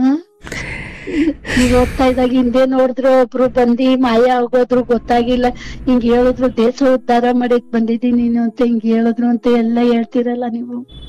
ಅವೆಲ್ಲ ಕೇಳ್ತೀನಪ್ಪ ನಾನು. ನಂಗೆ ತುಂಬಾ ಖುಷಿ ಆಯ್ತದ ನಿಮ್ ಜೊತೆ ಮಾತಾಡಕ್ಕೆ. ಮಗನೇ ಅನ್ಕೋತೀನಿ ಕಣಪ್ಪ. ಒಳ್ಳೇದಾಗ್ಲವ. ನಿಮ್ಮ ಮಾತಿಂದ ನನ್ನ ಮನಸ್ಸು ಸಂಪ್ರೀತವಾಯಿತು, ಭಾಳ ತೃಪ್ತಿ ಆಯಿತು. ನಿಮ್ಮ ಆ ಹಿರಿತನದ ಆಶೀರ್ವಾದ ನನಗೆ ಶ್ರೀರಕ್ಷೆ. ನಿಮ್ಮ ಮಗನ ಸ್ಥಾನದಲ್ಲಿ ಅದಕ್ಕಿಂತ ಚಿಕ್ಕವನಾಗಿ ನಾನು ನಿಮ್ಮ ಪಾದಕ್ಕೆ ಶರಣಾಗ್ತಾ, ಆಗಾಗ ನಿಮ್ಮ ಕಿವಿಗೆ ನನ್ನ ಶಬ್ದ, ನನ್ನ ಧ್ವನಿ ಬೀಳ್ತಾ ಇರುತ್ತೆ. ಆ್ಯಂಡ್ ದೇಹ ನಿಮಗೆ ವಯಸ್ಸಾಗಿರ್ಬೋದು, ಆದರೆ ನೀವು ಎಷ್ಟು ಒಬ್ಬ ಶಿಷ್ಯನಾಗಿ ಶರಣಾಗಿ ಜ್ಞಾನಕ್ಕೆ ಬಾಗಿ ಕೇಳ್ತಾ ಇದ್ದೀರಿ. ಭಗವಂತ ನಿಮಗೆಲ್ಲ ಜ್ಞಾನವನ್ನು ಕೊಟ್ಟು ಈ ಸಾವು ಅಥವಾ ಬದುಕು ಮುಗಿಯುವ ಮುನ್ನ ನಿಮ್ಮನ್ನು ಆಧ್ಯಾತ್ಮಿಕವಾಗಿ ಒಂದಷ್ಟು ಜ್ಞಾನ ನಿಮಗೆ ಸಿದ್ಧಿಸಿ ಇದಕ್ಕಿಂತ ಉತ್ತಮವಾದ ಜನ್ಮ ನಿಮಗೆ ಪ್ರಾಪ್ತವಾಗಲಿ. ಹೇಗೆ ಒಬ್ಬ ಗೌರ್ಮೆಂಟ್ ಜಾಬ್ ಎಂಪ್ಲಾಯಿ ಮೊದಲನೇ ಮೊದಲನೇ ಸಾರಿ ಅವನು ಕೆಲಸಕ್ಕೆ ಸೇರಿದಾಗ ಯಾವುದು ಸಿ ಗ್ರೇಡೋ ಡಿ ಗ್ರೇಡೋ ಸೇರಿ ಹೋಗ್ತಾ ಹೋಗ್ತಾ ರಿಟೈರ್ಡ್ ಆಗೋ ವರ್ಷಕ್ಕೆ ಅವನು ದೊಡ್ಡ ಪದವಿಯಿಂದ ರಿಟೈರ್ಡ್ ಆಗ್ತಾನೆ. ಹಾಗೆ ಮನುಷ್ಯ ಜನ್ಮ, ಈ ಜನ್ಮದಲ್ಲಿ ಯಾಕೋ ನಾನು ಅಷ್ಟು ಸರಿ ಇಲ್ಲ, ಹೇಗಾದರೂ ಮಾಡಿ ಒಂಚೂರು ಪ್ರಯತ್ನಪಟ್ಟು ಜ್ಞಾನವನ್ನು ಪಡ್ಕೊಂಡು ಮುಂದಿನ ಜನ್ಮದಲ್ಲಿ ಒಂಚೂರು ಪ್ರಮೋಷನ್ ಪಡೆದು ಒಂಚೂರು ಜಾಸ್ತಿ ಬುದ್ಧಿ ಇರೋ ತಿಳುವಳಿಕೆ ಉಳ್ಳವನಾಗಿ ಹುಟ್ಟಬೇಕು. ಅಲ್ಲಿ ಒಂಚೂರು ಜ್ಞಾನ ಪಡ್ಕೊಂಡು, ಅಂದರೆ ಮುಕ್ತಿ ಅಂದರೆ ಒಂಥರ ರಿಟೈರ್ಮೆಂಟ್, ಅದಾದಮೇಲೆ ಇನ್ನೇನೂ ಇಲ್ಲ. ಪ್ರತಿ ಜನ್ಮವೂ ಕೂಡ ನೆಕ್ಸ್ಟ್ ಜನ್ಮ ನಮಗೊಂದು ಪ್ರಮೋಟ್ ಆಗಬೇಕು ಹೊರತು ಡಿಮೋಟ್ ಆಗಬಾರ್ದು, ಡಿಪ್ರಮೋಟ್ ಆಗಬಾರ್ದು. ಅಂದರೆ ಈಗಿರೋ ಹುದ್ದೆಗಿಂತ ಇನ್ನೂ ಕೆಟ್ಟವನ ಜೊತೆ ಸೇರಿ ಕೆಟ್ಟ ಕೊಲೆಗಾರನಾಗಿ ಮುಂದಿನ ಜನ್ಮದಲ್ಲಿ ಮತ್ತೆ ನಾಯಿ ನರಿಯಾಗಿ ಹುಟ್ಟೋದಕ್ಕಿಂತ ಈಗಿರೋ ಮನುಷ್ಯ ಜನ್ಮದಲ್ಲಿ ಇನ್ನೊಂಚೂರು ಸದ್ಭಾವನೆಯಿಂದ ಸನ್ಮಾರ್ಗದಲ್ಲಿ ನಡೆದ್ರೆ ಅವನು ನೆಕ್ಸ್ಟ್ ಪ್ರಮೋಟ್ ಆಗ್ತಾನೆ, ಅಂದರೆ ಉತ್ತಮ ಹಂತಕ್ಕೆ ಇರ್ತಾನೆ. ಹಂಗೆ ಏರಿ ಏರಿ ಏರಿ ಏರಿ ಒಂದು ದಿನ ಭಗವಂತನ ಮಡಿಲು ಸೇರ್ಕೊಂಡ್ಬಿಡ್ತಾನೆ. ಅವನಿಗೆ ಹುಟ್ಟು ಇಲ್ಲ, ಸಾವು ಇಲ್ಲ. ಅದನ್ನು ಮುಕ್ತಿ ಅಂತ ಕರೀತಾರೆ. ಹಾಗೆ ಪ್ರತಿ ಜನ್ಮವನ್ನು ಮನುಷ್ಯ ಕಲೀಲಿಕ್ಕೆ ಏನೋ ತಿಳ್ಕೊಂಡು ಇದಕ್ಕಿಂತ ಮೇಲ್ಮಟ್ಟದಕ್ಕೆ ಹೋಗಲಿಕ್ಕೆ ಈ ಜನ್ಮ ಸಿಕ್ಕಿರೋದೇ ಹೊರತು ಬರೀ ಏನೋ ಕಾಮ, ಮೋಹ, ಕೊಲೆ, ಸುಲಿಗೆ, ದರೋಡೆ, ಇಲ್ಲಿ ಶ್ರೀಮಂತನಾಗಲಿಕ್ಕೆ, ಇಲ್ಲಿ ಎಲ್ಲರ ಮುಂದೆ ಏನೋ ದೊಡ್ಡ ಮನುಷ್ಯ ಆಗಲಿಕ್ಕೆ ನಾನು ಕೆಟ್ಟ ದಾರಿ ಆರಿಸ್ಕೊಂಡ್ಬಿಟ್ರೆ ನೀನು 4 ದಿನ 4 ಜನರ ಮುಂದೆ ದೊಡ್ಡ ಮನುಷ್ಯ ಆಗ್ಬೋದು. ಆದರೆ ಒಂದು ಆತ್ಮದ ಉನ್ನತಿ ಅವನತಿಯಿಂದ ತಗೊಂಡ್ರೆ ನೀನು ಪಾತಾಳಕ್ಕೂ, ಇಲ್ಲಿ ಒಂದು 4 ಜನಕ್ಕೆ ಚೆನ್ನಾಗಿ ಕಾಣಲಿಕ್ಕೆ ನೀನು ಆತ್ಮವನ್ನೇ ಪಾತಾಳಕ್ಕೆ ತಳ್ಕೊಂಡ್ಬಿಟ್ಟಿದ್ದೀಯಲ್ಲಪ್ಪ. ಹಾಗಾಗಿ ಇಲ್ಲಿ ಒಳ್ಳೆಯವನಾಗಲಿಕ್ಕೆ ಅದಕ್ಕೆ ಆತ್ಮಜ್ಞಾನ ಅಂತ ಕರೀತಾರೆ. ಅಂದರೆ ಪ್ರತಿ ಸಾರಿ ಮನುಷ್ಯನಿಗೆ ದೊಡ್ಡ ದೊಡ್ಡ ಮಟ್ಟದಲ್ಲಿ ದುಡ್ಡು ಬಂದಾಗ, ಹಣ ಬಂದಾಗ, ಸಂಪತ್ತು ಬಂದಾಗ, ಅಯ್ಯೋ ಇವೆಲ್ಲವೂ ನನ್ನ ಮನಸ್ಸನ್ನು ಏನೇನೋ ಕೆಡಿಸಿ, ಏನೇನೋ ಆಸೆ ಹುಟ್ಟಿಸಿ ನನ್ನನ್ನು ಮತ್ತೆ ಪಾತಾಳಕ್ಕೆ ಕಳಿಸ್ಬಿಡ್ತಾವಪ್ಪ ಅಂದುಕೊಂಡು ಈ ಹಿರಿಯರು, ಜ್ಞಾನಿಗಳು, ಯೋಗಿಗಳು ಇವರೆಲ್ಲ ಹಣದಿಂದ ಯಾಕೆ ದೂರ ಇದ್ದರು ಅಂದರೆ ಆ ಹಣ ಅವರ ಆತ್ಮವನ್ನು ಕಲುಷಿತ ಮಾಡುತ್ತೆ ಅಂತ ಅವ್ರಿಗೆ ಗೊತ್ತಿತ್ತು. ಅವರು ಅದಕ್ಕೆ ಅದು ಎಲ್ಲದರಿಂದ ದೂರ ಇದ್ಬಿಟ್ರು. ಕೆಲವೊಬ್ಬರಂತೂ ಜೇಬೇ ಒಲಿಸ್ಕೊಳ್ಳಿಲ್ಲ. ಹೌದಪ್ಪ, ಈ ವಿಷಯ ಕೇಳ್ತದೆ ನಮ್ಮ ಯಜಮಾನ್ರು ಏನ್ ನೋಡ್ಬೇಕು ಕೇಳಮ್ಮ, ಎದೈತೆ ಅಂದ್ರು. ನಾನಂದೆ ನಂಗ್ ನೆಮ್ಮದಿ ಬೇಕು, ನಿನ್ ಮಡ್ಬೆ ಆಸ್ತಿನ ನನ್ ಯಾವ ಮೇಲೂ ಆಸೆ ಇಲ್ಲ ಕಣಪ್ಪ. ಊಟ ತಿನ್ನೋದಾಗ್ಲಿ, ಕೂಳು ಬಟ್ಟೆ ಆಗ್ಲಿ, ಒಡ್ಬೆ ಆಗ್ಲಿ, ಏನ್ ಮೇಲೂ ಹಬ್ಬಾಗಿಂದನು ಒಂದ್ ಚೂರು ಇಷ್ಟ ಇಲ್ಲ, ಆಸೆ ಇಲ್ಲ. ನಿಮ್ಗೆ ಖುಷಿಯಾಗಿ ಜೀವನ ಮಾಡ್ಬೇಕು, ಚೆನ್ನಾಗಿರ್ಬೇಕು, ಮಕ್ಳ ಜವಾಬ್ದಾರಿ ಕರ್ತವ್ಯ ಮುಗಿಸ್ಬೇಕು, ಅಷ್ಟೇ ನಾನ್ ಬೇಕು ಅಂತೀನಿ. ಇರ್ಲಿ ತಾಯಿ, ಸದಾ ಭಗವಂತನ ಸ್ಮರಣೆಯಲ್ಲಿ ಕಡೆಯಲ್ಲಿ ಇವರೆಲ್ಲ ಗುಂಡಿಗೆ ಹಾಕ್ಬಿಟ್ಟು ಮನೆ ಕಡೆಗೆ ಬಂದು ಅವ್ರವ್ರ ಕೆಲಸದಲ್ಲಿ ಬ್ಯುಸಿ ಆಗ್ಬಿಡ್ತಾರೆ. ಅದಾದ್ಮೇಲೂ ನಿಮ್ಮನ್ನು ಕಾಯೋದು ಆ ಪರಮಾತ್ಮ. ನಿಜಪ್ಪ, ಹೌದಲ್ವಾ? ಹಾಗಾಗಿ ಇವರೆಲ್ಲರೂ ಗುಂಡಿವರೆಗೂ ಬರ್ತಾರೆ ಹಬ್ಬಬ್ಬ ಅಂದ್ರೆ. ಇನ್ನೂ ಕೆಲವೊಬ್ರು ಗುಂಡಿ ಒಳಿ ಕೀಳಿದು ನಿಮ್ಮ ಚಿನ್ನಾಭರಣಗಳನ್ನು ಬಿಚ್ಕೊಳ್ತಾರೆ. ಆಮೇಲೆ ಯಾರು ಬರಲ್ಲ ಅಷ್ಟೇ. ಆಮೇಲೆ ನಿಮ್ಮ ಜೊತೆ ಬರೋದು ನೀವು ಬದುಕಿದ್ದಾಗ ಮಾಡಿದ ಪುಣ್ಯ ಕಾರ್ಯಗಳು, ದಾನ ಧರ್ಮಗಳು, ಅವು ನಿಮ್ಮನ್ನ ಕಾಯ್ತವಂತೆ. ಇಲ್ಲ ಅಂದ್ರೆ ಅತೃಪ್ತಿಯಾಗಿ ನಿಮ್ಮ ಊರ್ ಸುತ್ತಮುತ್ತ, ನಿಮ್ಮ ಮನೆ ಸುತ್ತಮುತ್ತನೇ ಅತೃಪ್ತಿಯಾಗಿ ಓಡಾಡ್ಬೇಕಾಗುತ್ತೆ. ನಿಜ. ನಮ್ಮ ಮನೇಲಿ 4 ಜನ ಹಂಗೆ ಮಾಡ್ತೀವಪ್ಪ. ಬೀದಿ ನಾಯಿಗಳಾಗ್ಲಿ, ಪ್ರಾಣಿಗಳಾಗ್ಲಿ, ಯಾವಾಗ್ಲೂ ಬಿಸ್ಕೆಟ್ ಊಟ ಹಾಕ್ತಾನೆ ಇರ್ತಾರೆ. ಆತರ ಎಲ್ಲ ಭಾವನೆ ಐತೆ ನಮ್ಮ. Great great great. ಅಲ್ಲ, ನಿಮ್ಮ ಸಂಸ್ಕಾರವೇ ನಿಮ್ಮ ಮಾತಲ್ಲೇ ಗೊತ್ತಾಗ್ಬಿಡುತ್ತೆ. ಹೌದಪ್ಪ, ನಮ್ ತಾಯಿ ತಾನೇನು ಒಳ್ಳೆ ಸಂಸ್ಕಾರ. ಅಷ್ಟೇ ಬೇಕಾಗಿರೋದು ಮಕ್ಕಳಿಗೂ. ನೀವು ಅದನ್ನ ಅವ್ರಿಗೆ ಕೊಡೋ ದೊಡ್ಡ ಆಸ್ತಿ ಅಂದ್ರೆ ನಿಮ್ಮಲ್ಲಿರೋ ಸಂಸ್ಕಾರವನ್ನ ಮುಂದಿನ ಪೀಳಿಗೆಗೆ ಹಸ್ತಾಂತರಿಸಿ ನೀವು ಕಣ್ಣು ಮುಚ್ಚಬೇಕು. ಹೌದಪ್ಪ.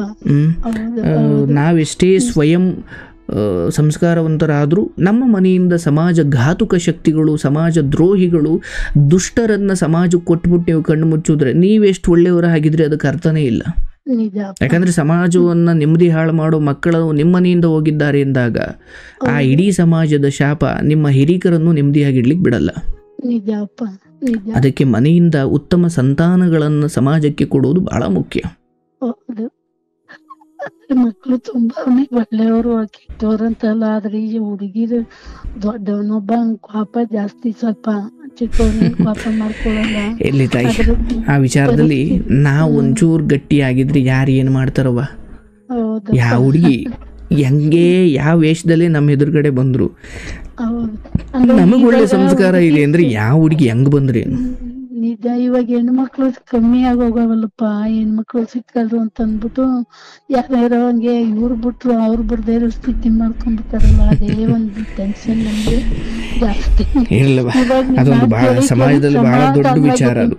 ನನ್ನ ಮನ್ಸು ಆತ್ಮ ತೃಪ್ತಿ ಆಯ್ತಪ್ಪ, ನಿಮ್ ಜೊತೆ ಮಾತಾಡಿ ಖುಷಿ ಆಯ್ತು. ಎಷ್ಟು ಅದು ಏನ್ ಮಾತಾಡ್ಬೇಕಂತಾನೇ ಮರ್ತೈತವ. ಎಷ್ಟೊಂದ್ ಜನ ಎಷ್ಟು ದಿನದಿಂದ ಕಾಯ್ತಿರ್ತಾರೆ ನಿಮ್ ಜೊತೆ ಮಾತಾಡಕ್ಕೆ. ಸತ್ಯವ. ಒಳ್ಳೇದು. ಆರೋಗ್ಯ ಚೆನ್ನಾಗಿ ಕಾಪಾಡ್ಕೊಳ್ಳಿ. ಆಗ ಕರೆ ಮಾಡಿ. ಮಕ್ಕಳ ವಿಚಾರದಲ್ಲಿ ಏನೂ ಭಯ ಪಡಬೇಡಿ. ಮದುವೆ ವಿಚಾರದಲ್ಲೂ ನಾನು ಹೇಳ್ತಾ ಇದ್ದೀನಿ, ಅತಿ ಶೀಘ್ರದಲ್ಲಿ ನಿಮ್ಮ ಎಲ್ಲ ಅಂದರೆ ಹೆತ್ತ ಮಕ್ಕಳು ಒಂದು ದಡ ಸೇರಿದಾಗ ತಂದೆ ತಾಯಿಗಳು ಕಣ್ಣು ಮುಚ್ಚಿದ್ರು ಪರವಾಗಿಲ್ಲ ಅಂತಾರೆ. ಈಗ ಅವರೊಂದು ದಡ ಸೇರಿಬಿಟ್ರೆ ನಾನು ಆಮೇಲೆ ಸತ್ರು ಪರವಾಗಿಲ್ಲ ಅಂದ ಹಾಗೆ ಉಳಿದಿರುವ ಚಿಕ್ಕ ಪುಟ್ಟ ಕೆಲಸಗಳು ಕೂಡ ಆಗ್ತವೆ, ಶೀಘ್ರವಾಗಿ ಫಲಿಸ್ತವೆ. ಮಕ್ಕಳಿಂದಲೂ ನಿಮ್ಮ ಮನೆಗಾಗಲಿ ಯಾವುದೂ ಕೆಟ್ಟ ಹೆಸರು ಬರುವುದಿಲ್ಲ. ಮೇಲ್ನೋಟಕ್ಕೆ ಇದೇನಪ್ಪ ಸ್ವಲ್ಪ ಚಿಕ್ಕವನು ಯಾಕೋ ಹಿಂಗೆ ಮಾಡ್ತಾವನೆ ಅಂತ ಅನಿಸ್ಬೋದು. ಅದು ಒಂದು ಹಂತ ಆದಮೇಲೆ ಅದು ಸರಿ ಹೋಗುತ್ತೆ. ಬಟ್ ನೀವು ಸರಿ ಮಾಡಿ ಇದು ಮಾಡ್ಲಿಕ್ಕೆ ಹೋಗಬೇಡಿ. ಬಿಟ್ಬಿಟ್ಟ ಹುಡುಗಿ ಅವನಿಗೆ ನಂಗೆ ಮಾಡ್ತಾ ಇಲ್ಲ ಈಗ. ಅಲ್ಲ ಅದೆಲ್ಲ ಹೇಳ್ತಿರೋದು ಬೇರೆ ಖರ್ಚು ಮಾಡೋದಿರ್ಬೋದು, ಬೇರೆ ವಿಚಾರಗಳಿರ್ಬೋದು. ಆ ವಿಚಾರದಲ್ಲಿ ಅದು ನಿಮ್ಮ ತಿದ್ದೋದ್ರಿಂದ ನೀವು ಹೇಳೋದ್ರಿಂದ ಸರಿ ಹೋಗೋದಲ್ಲ. ಅದಲ್ಲೇ ಏನೋ ಪೆಟ್ಟು ಬೀಳುತ್ತೆ, ಅದು ಸರಿ ಹೋಗುತ್ತೆ. ಅವ್ರವ್ರಿಗೆ ಗೊತ್ತಾಯ್ತದೆ. ಆಮೇಲೆ ಆಗುತ್ತೆ. ನೀವು ಮನೆಯಲ್ಲಿ ಬಂದಾಗ ಮಕ್ಕಳು ಅಲ್ಲಿ ಏನೂ ಮಾಡೇ ಇಲ್ಲ ಅಂದ್ಕೊಂಡು ಅವ್ರನ್ನ ಪ್ರೀತಿ, ನಿಮ್ಮ ಪ್ರೀತಿಗೆ ಅವರ ದುಷ್ಟತನಗಳು ಕರಗು ಹೋಗಬೇಕೆ ಹೊರತು ನಾವು ಬೈದು ಏನೋ ಮಾಡಿ ಅದರಿಂದ ಆಗಲ್ಲ.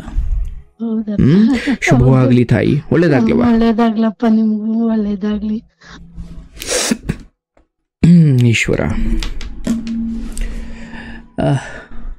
ವರ್ಷದ ಹಿಂದೆ ಮಾತಾಡಿದ್ದಾರೆ ತಾಯಿ. ಪಾಪ ಮಗನ ವಿಚಾರದಲ್ಲಿ ಬೇರೆ ಜಾತಿಯ ಹೆಣ್ಣುಮಗಳನ್ನು ಪ್ರೀತಿಸಿದ್ದಾನೆ ಅನ್ನೋ ವಿಚಾರದಲ್ಲಿ ಏನೋ ಫೋನ್ ನಂಗೆ ನೆನಪಿದೆ ಚೆನ್ನಾಗಿ. ಬಟ್ ಈಗ ನೋಡಿ ಮಗ ಸರಿ ಹೋಗಿದ್ದಾನೆ. ಸರಿ, ಮಕ್ಕಳಂಗೆ ತಿದ್ದುಕೊಳ್ಳಬೇಕು. ಎಂಥ ಒಳ್ಳೆ ಮಕ್ಕಳಿವರು, ಚಂದ. ಈ ತಾಯಿ ಪಾಪ ಎಷ್ಟು ಸಂಸ್ಕಾರವಂತೆ. ಶುಭವಾಗಲಿ.